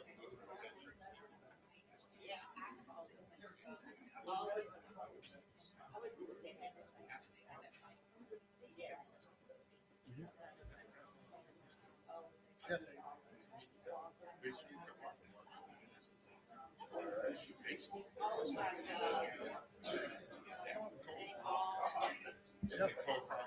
Just how we I agree with about 85% things too. Collateral source is a big deal. How you, my friend? How are you? Doing all right. How are you? Good to see you. Likewise, always. Good. We are trying working on marketing our workers' comp sponsorship for the show next year. Awesome. This year now, so. Awesome. Yeah, I'm ready for it, man. Yeah, just just send me. I don't know if you previously said the numbers. Dude, I am. Yeah, we're holding everything the same. I'm not. Yeah. It was a really good show. A lot of people got a lot out of it. Yeah, I was surprised with the amount of return I got from messages and whatnot. You did great with it, and it just adds kind of an extra couple of layers of luster. A lot of interest. So, Yeah. We're looking forward to it. Good deal. Thank you. Good to see you. Likewise. Brother, how are you? Doing all right. Well, speaking of coaches and kids, how about it? Everybody told me. I told you you couldn't win. No, you wouldn't lie with everybody else said. Perfect storm. Yeah, and that's, by the way, I be here Friday. Mr. Mayor, Friday won again. I think he went independent, but he won again. And they bombed him, Jamie Bayo, I know, trying to make a comeback and when he close in the first round. And that's what I was shocked about. They kept that going. Yeah. They were thinking that. I don't know if Paul was Yeah. Friday's coming on the show tomorrow. I had him on when I was at the Washington Mardi Gras. That dude is impressive. Yeah. Make sure he brings you some cigars. Okay.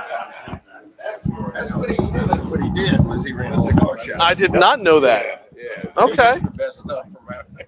Okay. find the best of it if you don't have it. I don't. Okay, so now we got Doug calls, data center, and cigars. This is what Monroe is about. This is what Monroe does. Amen. 8:15. Yeah. Oh wait, are we in? We're coming in now. Okay, cool. The 8-hour bump. Just Yep. hit. So. And, let's roll. 8:06 at Talk 107.3 FM, WBRP Mornings with Brian Haldane, rolling right along. We've got a busy third hour coming your way. We are broadcasting live from the Crown Plaza. This is the Louisiana Association of Business and Industry's annual meeting. We're going to talk with Jason DeQueer from Lobby's board. This hour, we are going to talk with Tom Cox, who's rolling onto the board as chairman this hour as well. The annual meeting is kind of a reset button for LABI, State of the Union, if you will. But it also sets the table for a lot of what's to come in the upcoming legislative session. We've had a few conversations already on the show today about that. What can we expect from the upcoming legislative session? Well, it's a fiscal session, so there's going to be a lot of talk about tax. But you heard in our 6 o'clock hour, education is not going to hit the back burner. We heard from State Representative Kim Carver from Mandeville, Louisiana, which is almost as good as Covington. We heard from Representative Kim Carver about how we're going to keep our foot on the gas pedal on the educational front. And there's going to be a battle for that as well. That is not going to be an easy task because right now there's a want to just scrub and scour government on every level to make sure that every dime that is accounted for is spent well. Well, when it comes to early childhood education, it's not the easiest thing to do to put a definitive ROI on that. But that is what they're taking on.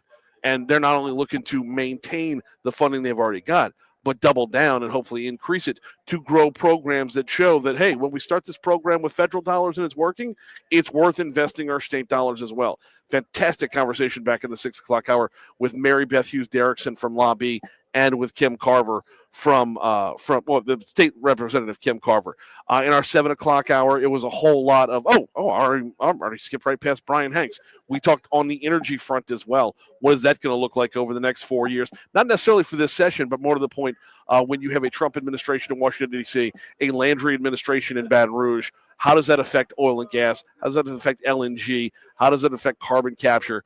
We talked about all that. And then we really focused in on Lobby in the last hour. This hour, like I said, we're going to get to Jason DeQueer. We're going to get to Tom Cox. But first, this day in history.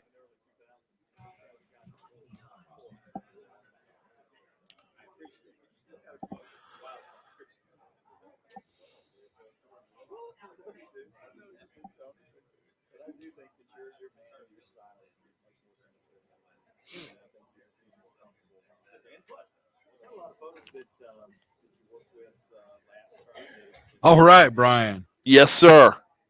All right, here we go. Let's see. 1807, U.S. Vice President Aaron Burr arrested in Alabama for treason, but he was later acquitted. Acquitted of treason? Yeah. Okay. How does that work? Right? Yeah, I don't know. And how does one get arrested for treason? I mean, is that like that's not your normal traffic stop right there? Right. Exactly. A lot going on just in that sentence there. License, registration, U.S. Constitution, please. Yeah. 1878, Thomas Edison is granted a patent for his cylinder phonograph. Yes, the phonograph was patented today. Yeah. I had that on my list, and I'm glad you hit on that one. Oh, yeah. Hey, 1906, Kellogg, Will Keith Kellogg from the Battle Creek Toasted Cornflake Company. Releases today, Kellogg's. Wait, Kellogg's became a company today? Kellogg's, yes. Battle Creek Toasted. Wait, so whoa. Battle Creek Toasted Cornflake Company. The Battle Creek Toasted Cornflake Company became Kellogg's. Yep.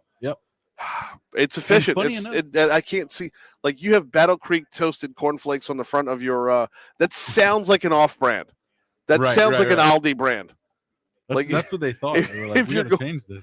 Yeah, if you're going to Aldi, you're not getting cornflakes. You're getting Battle Creek Toasted Flakes. Yeah, and apparently Will had a falling out with his brother over the development credit by wanting to add sugar to cereal. So I guess they were the first company to add sugar to cereal. Well, that would be Frosted Flakes then, wouldn't it?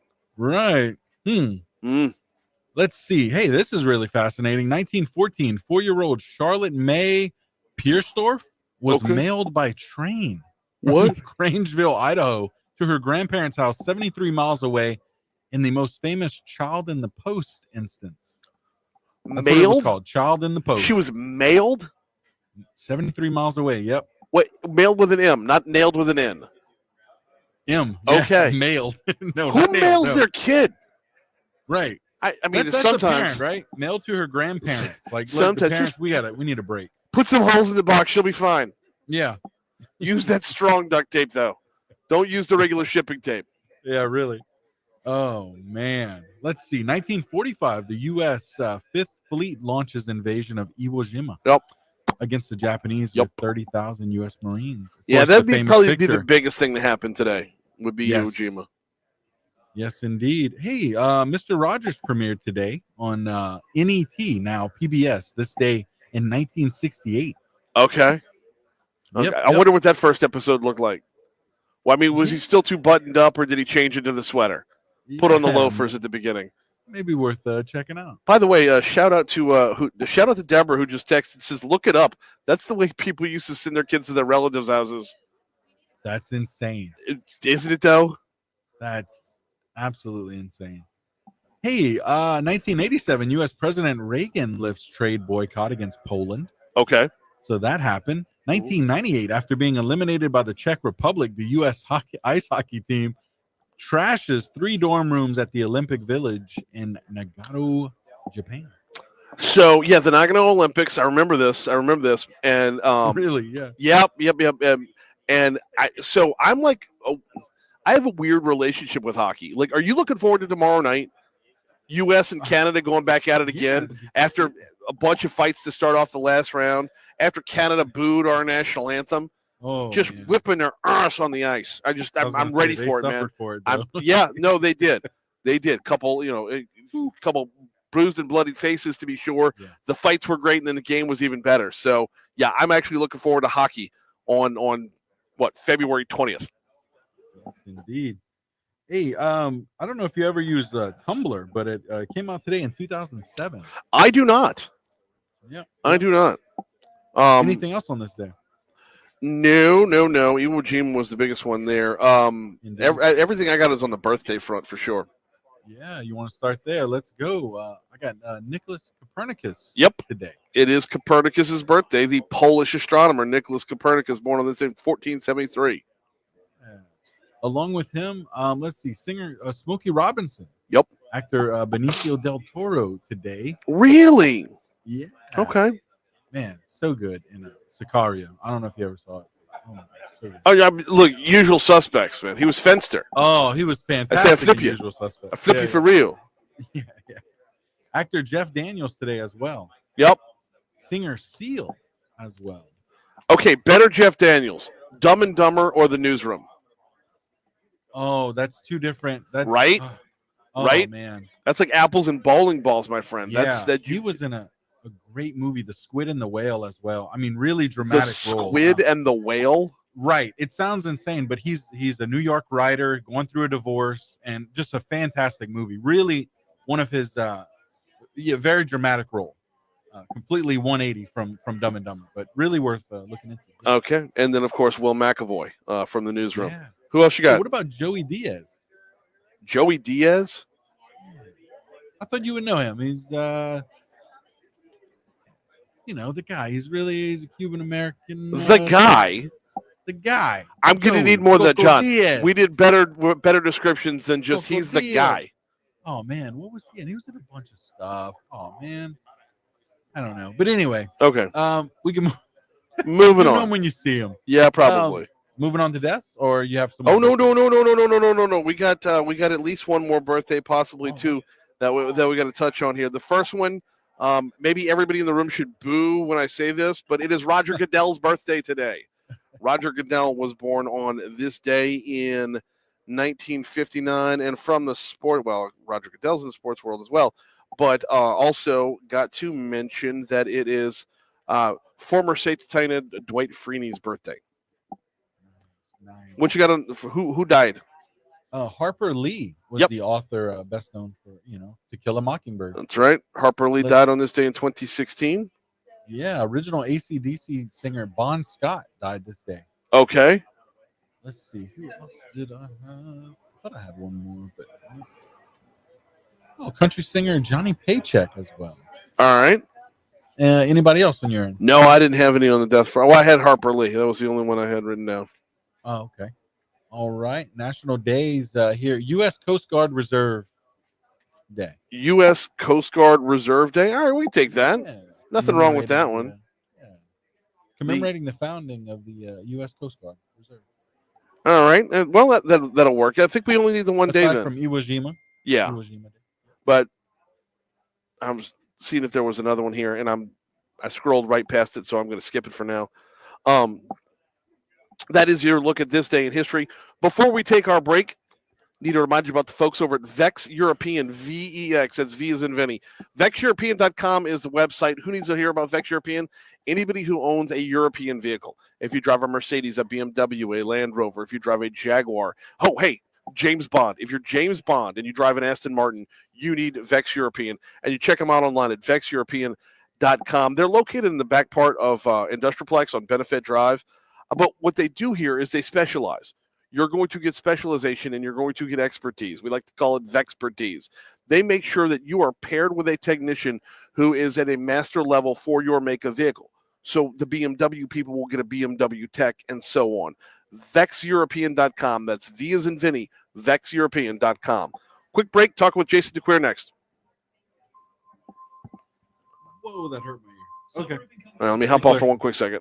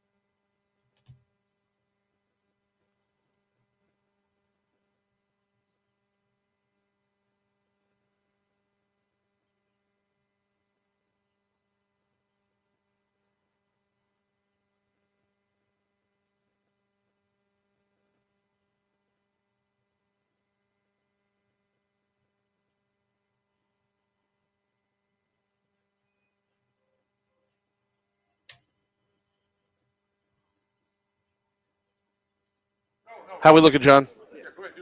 Oh, yeah, we're still on break. Oh, okay, cool. Yep. All right. Looks like we'll be coming back in about 30 seconds. All right. And of course, we're always on Facebook Live. So. Oh, Yep. Man, you're always advancing, upgraded. Trying to, man. Trying to. Golly. I guess for that matter, we're on YouTube as well. That's a fancy looking camera. It is. It is. I like it a lot. It reminds me, man, when I started doing high school football, and I stopped, by the way, last year because my son is now traveling playing sports. But 12 years ago when I started, the cameras were this big. Yep. The monitors were like this. Now, schools are putting the show out of business because the kids can walk in with a camera this big. Yep. And, it's easy to do your own production. Yeah. You don't have to have anybody following you around. You got Catholic High does a good job with theirs. Yes, they do. Don't say that out loud, or Dixie McMakin will just he'll magically appear. Have you seen where they set up like the game day deals to mimic the? No, I have not. Oh, I have not. And they bring in a guest picker, so it's been like Brandon Landry. Yeah, John. Hey, we're ready. Okay, cool. Let's roll. Yep. 8:20 at Talk 107.3 FM, WBRP. Ran a little long in the opening segment, so let's dive right in. We got the chairman for Lobby here. We've got Jason DeQueer with us for another hour. Or so. Another hour. So, well, before you hit it, so we got the next chairman as well. Yeah, that's right. So we're gonna go from you to Tom. Let's start with how was the last year? And it was great. I'll tell you what. I kind of define last year in terms of being Lobby chair. It's kind of a transition year. Mm-hmm. Lobby's only had a couple presidents in the history of the organization, and Will was just stepping on to the turf to become the next president. Has done a great job. So there was a lot of transitioning, bringing new staff on, trying to get real quality people to come and be a part of the Lobby mission, and I think that has been accomplished, and just making sure that Lobby continues to modernize and meet the business community where today's economy is, but just also the transition with the administration, right? New governor, new legislature, you got new issues that you're pushing, and so all of that has to come together where you're creating those relationships, but you're also trying to advance interest for the business community and overall Louisiana's economy. That transition is actually going to continue. I mean, it's not just yes, we have transitioned locally or statewide, but now you're bringing a Trump administration, and the reach gets a little bit farther for this year.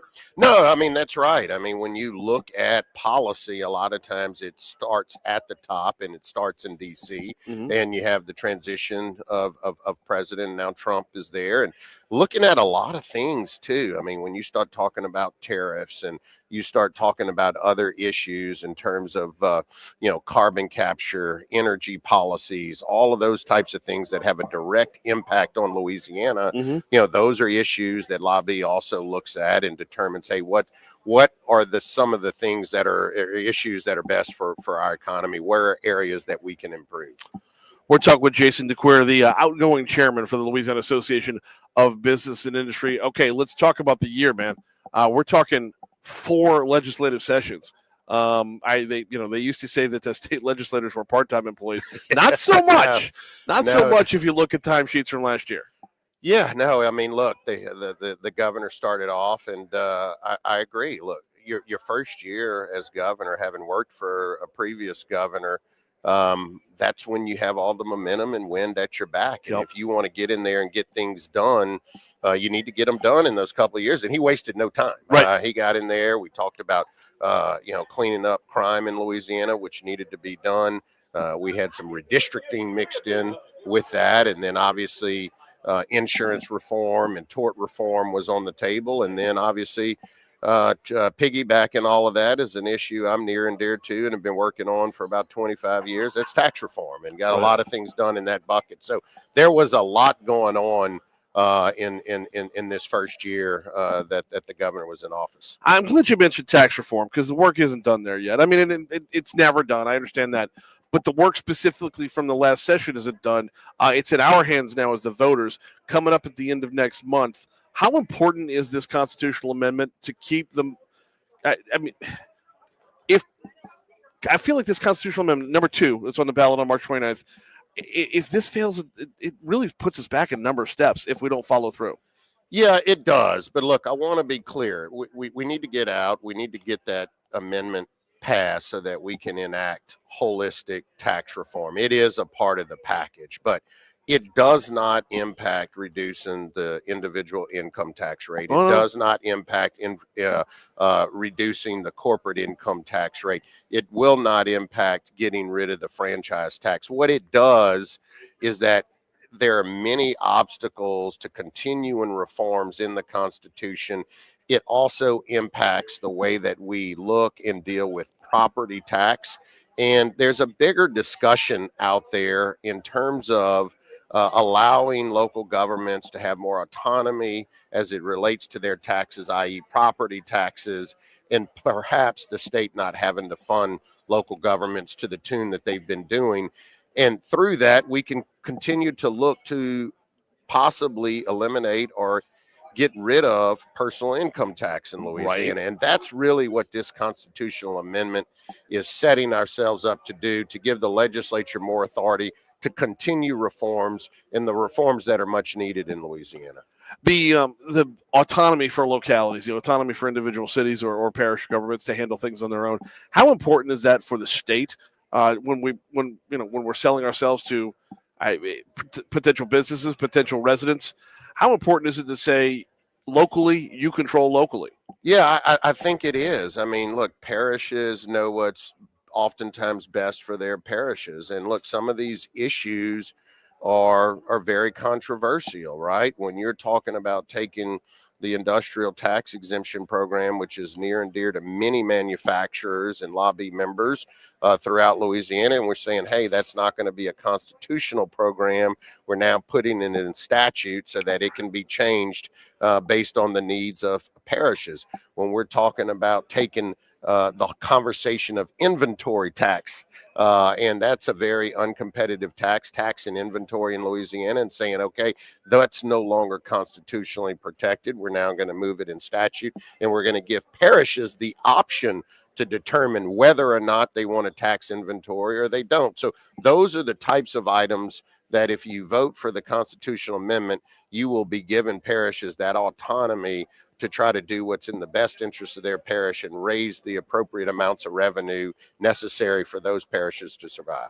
Well, and the other part of it is, a lot of it is relieves the pressure on the time frame with which we need a constitutional rewrite. Well, it does, at least for tax purposes. And that's a great point that you raised, Brian. As you know, in the regular session, the move was to rewrite the entire Constitution, which needs to be done. And it does. There was some momentum, but that did not make it through the finish line. But then legislators got together and said, well, that doesn't prevent us from rewriting just Article 7, where the tax provisions are found. So instead of eating an elephant in one bite, let's go ahead, let's attack Article 7. Let's get that in the proper posture. That'll allow us to make our state more competitive from a tax standpoint. And then we can come back and possibly do that with other articles and so forth and so on.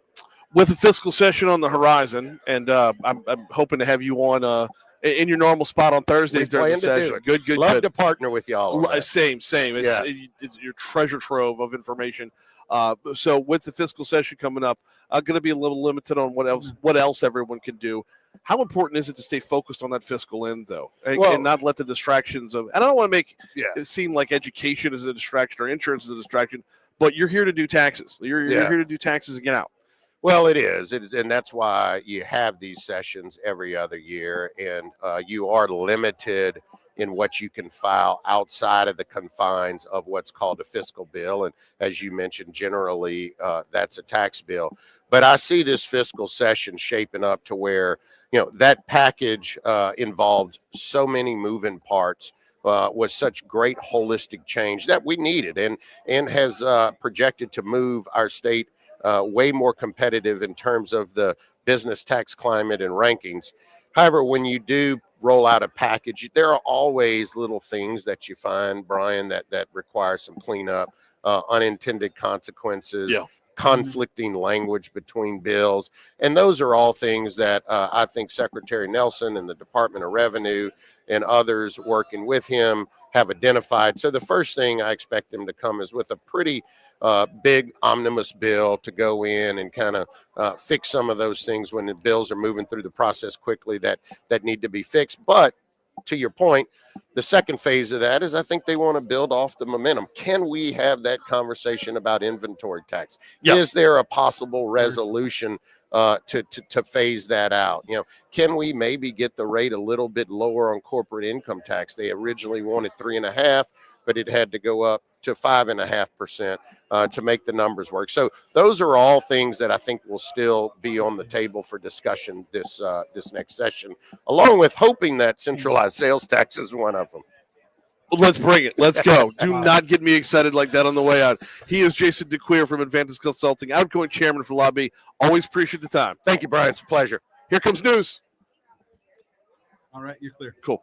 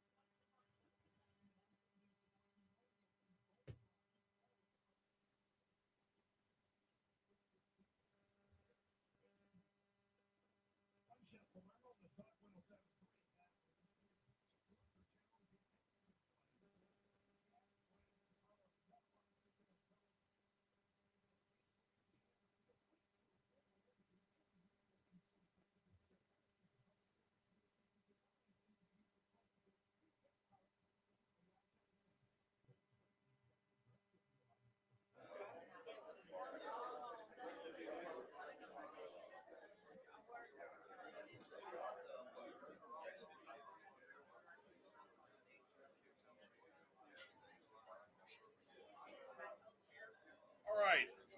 Welcome aboard. Awesome. Glad to be here. Good to meet you again for the second time. Unlike Jason, who wings it, I actually have some things. Now, obviously, it's your show. You do whatever you want, but here's some things to chat about. There's some particular things down here that really resonate with me, like streamlined sales tax, because golfballs.com has to deal with. I've got some interesting stories about sales tax collection in Louisiana, and how difficult and how challenging it is to even. So this is one of Jason's favorite topics. Okay. It's centralized sales tax. Yeah, and I've got a real world example. Yeah. The other piece. What do I have down there?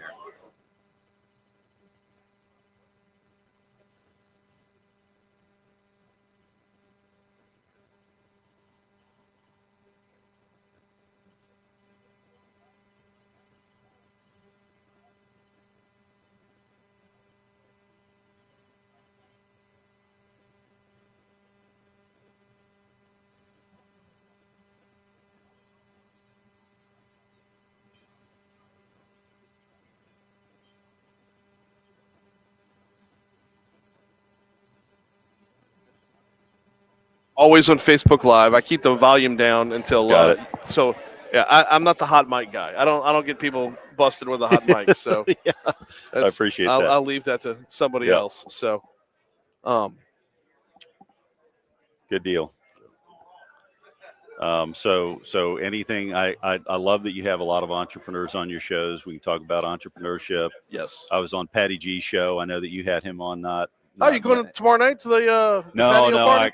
I can't. But he's a good dude. He He's does awesome. he does a lot to promote entrepreneurship Yes. in Louisiana. I'm sure he'll be here. He'll be here today. Probably. I would imagine. Yeah. No, I the thing is, and this is it's weird in my business. I hate politics. I cannot stand politics, but I love seeing shit get done. You know, you and I are kind of aligned that way, which is why I'm a bit of an outlier. Well, that's how lobby works. Right. You have an incredibly savvy guy like Jason. Before Jason, you had Jude Melville. Yeah. Super sophisticated banker guy, but not like a political operative kind of a you know. And so it takes all kinds. And I'm going to bring a different approach. My superpowers will not be at the legislature, you know, because but my superpowers will be being a pro-business voice within the organization with a growth mindset. Yes. Right. Yeah. So that's the two ends of lobby. Yeah. There's one end in the capital, and there's the other end is Right. actually growing the voice by Yep. growing the membership. That's you bring up a really good point there. And that is a key initiative for lobby. The more members we have, the louder our voice. And I just as I'm driving here, I was just thinking about people talk about economic development and growth. Economic growth is business growth. It's not Yes. anything else. Economic growth is business growth. So anything that stands in the way, you know, if you're standing in the way of business growth, you're going to impede economic growth. Yep. That's just it. what we're looking at, John. We're about to hit weather in about 15 seconds. Okay, yeah, go ahead and play her weather again because I haven't even looked yet.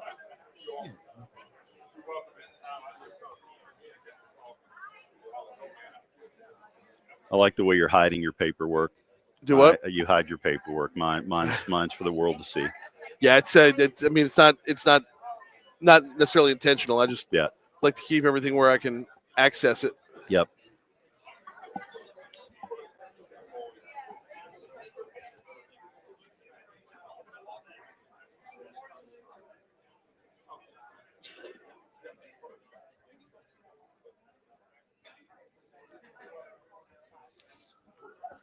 Anything you'd like to particularly touch on?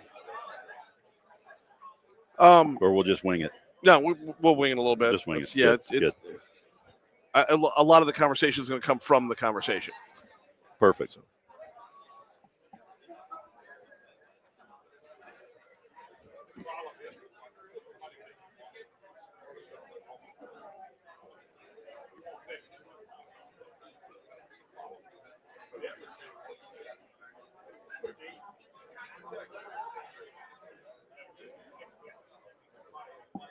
I do like to talk about LA Driven. Okay. Not at a granular level, but why as a business owner do you think it's awesome? Because it's like KPIs for the state. Yeah. You know, it's like a strategic plan that you would do in business. Anyway. Right, You said Brian, we're ready? rolling? Yeah, let's roll. 8:37 to Talk 107.3 FM WBRP. Not done just yet. We are out here at the Crown Plaza for the Louisiana Association of Business and Industries annual meeting. Got about half an hour to go here. And when it comes to our guest list, we move from the outgoing chairman to the incoming chairman. Want to welcome Tom Cox, the founder and chairman of golfballs.com. How are you, man? I'm doing awesome. Great to be here with you, Brian. No, glad to have you on here. Okay. We go from Jason heading out to you rolling in. This is gonna be a different look. I tell you what, let's start with your little bio. You're right. It is a different look. I'll compare and contrast. Jason is like a super sophisticated tax lawyer, policy guy that was the right guy at the right time for 2 legislative sessions last year. He knows the ins and outs, and if he walks in a room, he knows everybody. Right. I'm an entrepreneur. I'm a scrappy entrepreneur. I'm married to an entrepreneur, and so kind of my lens is going to be different than his. But we both share one thing in common. We share a passion for making the state of Louisiana a better place. We believe in free enterprise, and we believe that economic growth is business growth. There's no way around it. But economic growth is business growth. Economic growth is business growth. Business growth is community growth. It's community growth. Everything stems from Yes. growth. If you're not growing, you're dying. Exactly.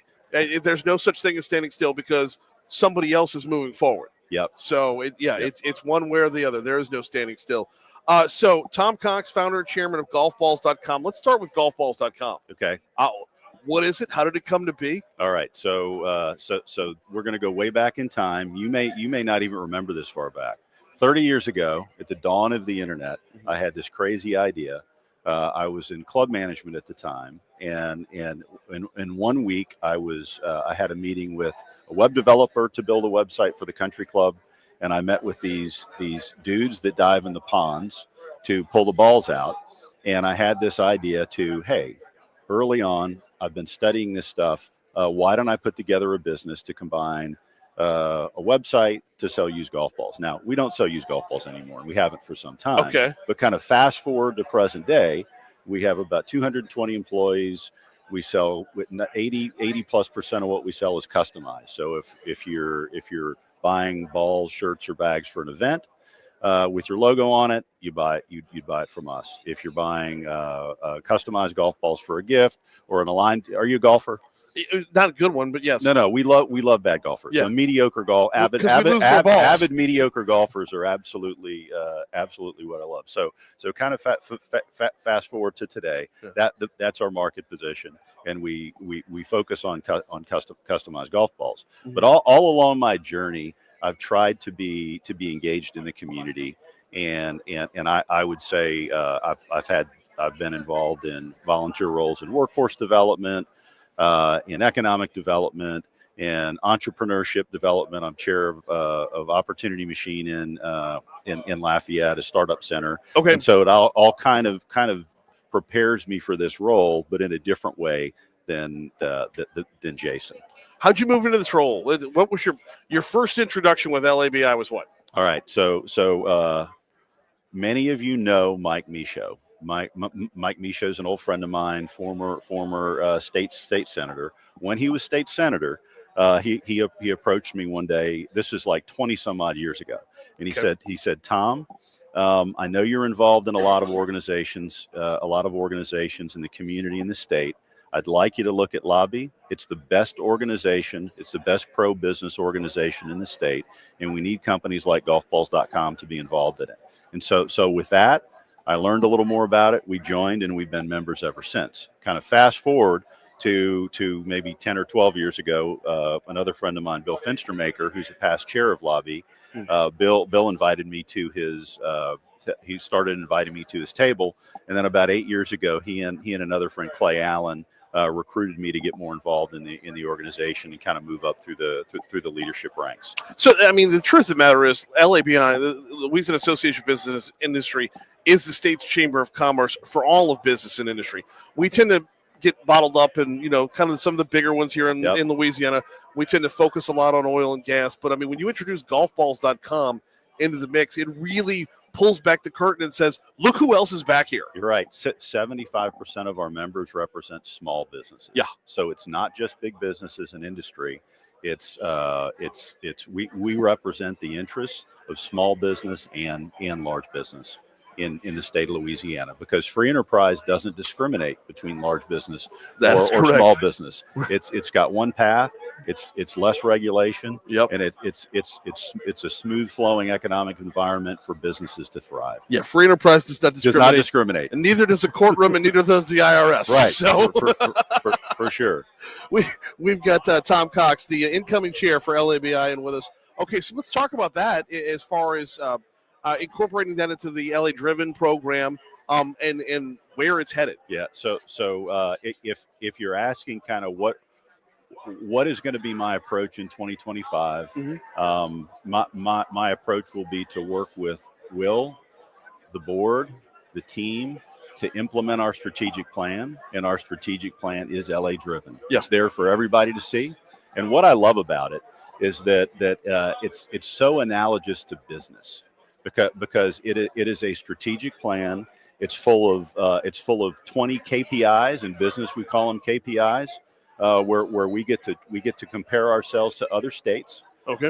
And make no mistake, we are in a battle. We are in an economic battle for talent, resources, and investment in jobs with 49 other states, and this benchmarks us it compares us to those other states. And what's really interesting about LA Driven is that it's not a snapshot in a moment in time. No, we developed it a year ago. We update it every year so that we know if we do this piece of legislation or enact this policy, or the governor moves in this direction, these positive things should happen. And if we don't expect it to move the needle, because it won't. We got Tom Cox with us, the founder and chairman of golfballs.com. So being on the entrepreneurship side, moving into this role, Lobby's role is twofold. I mean, there's policy, yep, and then there's people. And I might be going out on a limb here, but I feel like your role as chairman, but being an entrepreneur, is let's raise this voice collectively. How can we add voices to the choir? You're right. So we like growth. Mm-hmm. We like economic growth. And this year, a priority of ours is organizational growth. And so the more members we have, representing more sectors, representing more people and more businesses, the bigger the impact we can have in the state in the state of Louisiana. Yeah. The and look, like we were talking, I don't know if this part was on air or when we were talking during the break, but when you talk about economic growth being business growth and business growth being community growth, I mean, for me, Tom, it gets real when you're like walking up and down the streets of your subdivision and you see how many houses are for sale versus how many families are moving in. Yep. It gets very real when you see your neighbor's house go up for sale and that yard doesn't get cut anymore, and you got to wonder, is anybody going to move in next door because they got relocated to North Carolina for a corporate headquarters? And this is where sometimes we get stuck in the mud. Business growth. Everybody says we want economic growth. Yeah. But economic growth is business growth. Right. You don't have business growth. You don't have more jobs unless you enact pro-business, pro-growth policies. They are inextricably linked. If you're watching on Facebook Live, my apologies. We got Tom Cox for a couple more minutes. All right. I want to get back to that raising the expanding the voices in the choir part of this, yep, and recruiting the lobby. But I really want to take a couple minutes to focus on the upcoming legislative session. Okay. I know lobby has some priorities for this year that resonate with you. What are they? Yeah. So one that's near and dear to me is related to the streamlining sales taxes. Let's go! Streamlining sales tax. Yes. So I'll give you an example. And I know Jason knows 100 times more than I do about it, but I have real world experience of what it means to a business. Mm-hmm. So golfballs.com, we use a service called Tax Jar. We sell in every state. We sell in pretty much every parish in Louisiana. Mm-hmm. Tax Jar manages all of that for us. There's lots of services that are out there that will manage your tax collection and remittance for you because it's very complicated. It's difficult to do, and they know it. And so we pay a fee for that. In the state of Louisiana, they won't touch it.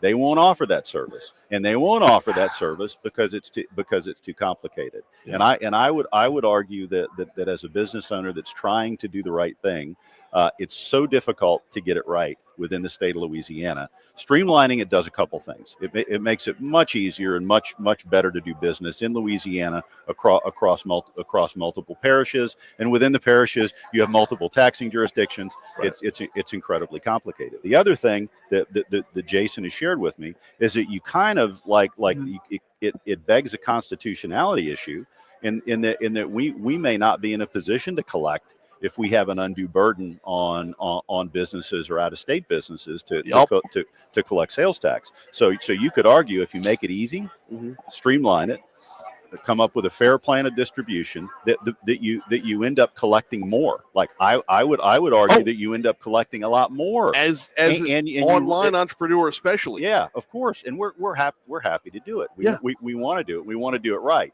It's just such a labyrinth of different jurisdictions in the state of Louisiana. It makes it very difficult. We've got to do something to streamline sales tax in the state. We got about a minute and a half left with Tom Cox, the incoming chair for LABI. Let's talk collateral source here real quick before we get out of here. Awesome. This has been a big issue, and we've fallen short repeatedly. We've seen opposition on this front. What's your view of how it's being approached and what it can actually do? So I'm going to lead with this. Highest auto insurance premiums in the nation. Highest. You have to lead with that. Yeah. Right. And number two is the experts tell us that collateral source is the biggest impediment. It may not lower rates, but it'll keep rates from going up. It should lower, but over time. Right. Just a Wall Street Journal article yesterday. Over the last 4 years, Florida enacted a bunch of policies. It's starting to really kick in this year. So, collateral source, basically, jurors in jury trials can only see the billed medical costs. Okay. Yes. They're legally prohibited from seeing the actual amount paid. Does that make any sense? No.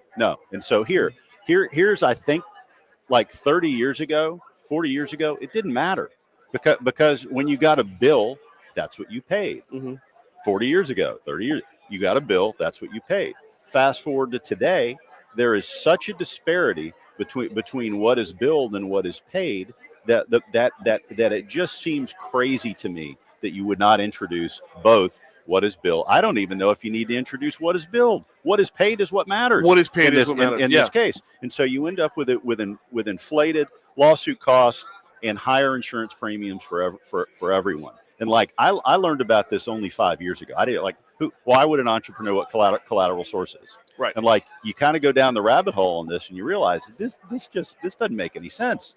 The best people to hear from about it are people that moved to Louisiana from somewhere else. Yeah. Because every one of them, a man. Why did my premiums just double? Right. To a man, everyone will tell you the biggest shocks when moving to Louisiana are one, the humidity, and the car insurance. The price of insurance. Absolutely. And the upward trajectory. Yeah. And finding a way through that it looks like we have the answer right here. And I don't know why we can't get over the hump. This is one of the answers. There's a handful of answers, but as I hear from people that know much more about this than me about policy and the impact on insurance, this seems to be one of the linchpins to make sure we can lower premiums and make the state a better place a less expensive place to live. We got less than a minute to go. Give me the elevator pitch for why why a business should join LABI. Right. Why would a business join LABI? So number one, it's a positive place for business. So Lobby represents all types of businesses, so that you don't have to. You can be as involved in Lobby. My first 10 years, I wasn't very involved in the organization, but I knew it was fighting for business, my business in the state of Louisiana. Some like the networking opportunities. I think you're going to have about 1,000. This is a good example of it. That's huge. The radio audience can hear it in the background right now. Right. You've got different types of education, whether it's workers' comp, cybersecurity. For some people, they utilize insurance. We've got a group insurance policy that members can participate in that has a really good chance to. It's called the Lobby Blue Chip Health Insurance Program to lower their premiums. If you want to get involved in PACs, you can get involved in PACs and help influence who wins elections. Because if we don't elect pro-business legislators and other elected officials, we will not have pro-business policies. And when I say pro-business, it's pro-growth. So let's those words can be used interchangeably at any time. Yep. He is Tom Cox, the founder and chairman of golfballs.com and the incoming chairman for the Louisiana Association of Business and Industry. Great segment, man. I appreciate a couple minutes this morning. Awesome. Thank you, Brian. Quick break. We'll close it out next. All right, you're clear. Thank you.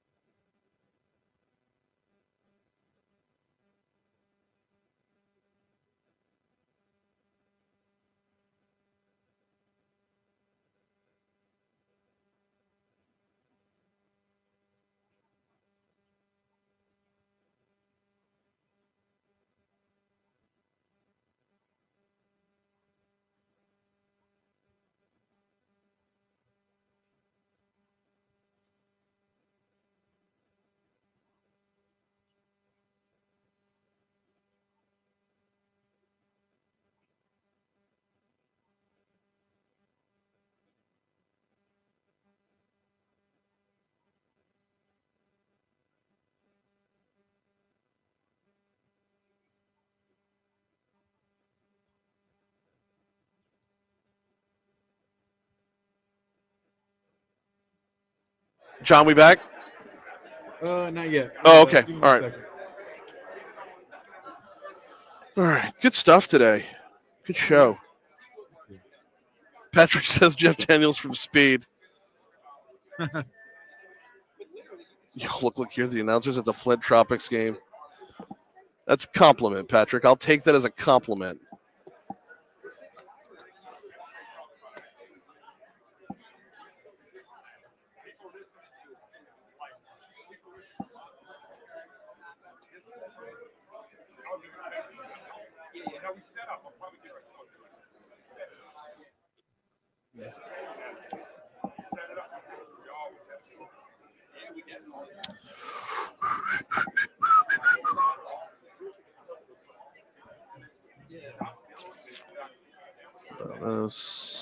Staff.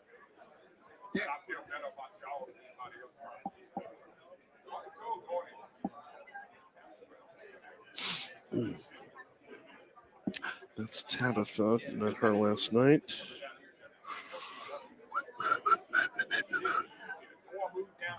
Just hit the bumper to come back in. Cool. Say go. Go. 8:57 at Talk 107.3 FM WBRP. Last segment here on Mornings with Brian Haldane before we get out. Man, it has been a fantastic show thus far, or the whole way through, I should say. All the way back in the first hour when Mary Beth Hughes Derrickson and State Representative Kim Carver hopped on board to talk education. We had Brian Hanks talking energy in the 6 o'clock hour. We got a deep dive into the history of lobby from Jim Patterson, and then where we're headed from Will Green. And then, of course, this hour, talk with Jason DeQueer and Tom Cox. It has been so much fun, and it just sets the table for what's to come as the panel discussions coming up. You've got the actual lobby meeting, and then the keynote speaker as well. All of that's going to be going on throughout the morning. It has been just a fun ride the whole way through. And if you're listening on Talk 107.3 FM, Moon Griffon is sitting about 10 feet to my right, which is that works out geographically and politically. Moon Griffon is right there. He'll be picking his show up coming up at 9, broadcasting from here as well. Last thing before we get out of here, we got to hit the outside in. Let's go.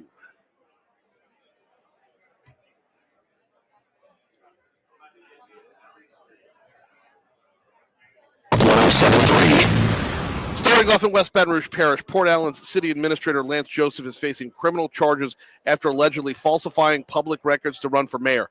West Baton Rouge District Attorney Tony Clayton said Joseph is being charged with filing false public records relating to his homestead exemption. The bill of information was filed earlier this month. Heading up to Natchitoches Parish, some 450 employees of a paper mill will lose their jobs by the end of April after their parent company announced the facility's pending closure. This is International Paper we're talking about. They're shutting down the Red River Mill.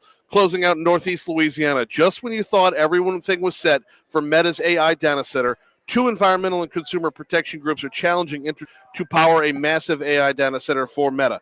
That challenge is they filed a motion asking the state's utility regulators to deny Entergy's request to build 3 gas power plants at a cost of over $3 billion until they follow the procedures that were previously put in place. By the way, if they succeed, it's back to the drawing board on how to power this data center.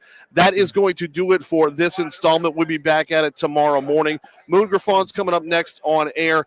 Don't forget. Oh, by the way, shout out to John back in the studio. Great job. Shout out to engineer Bo Wegman on site for keeping us up and running. We'll see you all tomorrow. All right, John, we out? All right, you're clear. All right. Facebook, I got to skedaddle, y'all. We will see you on the morrow.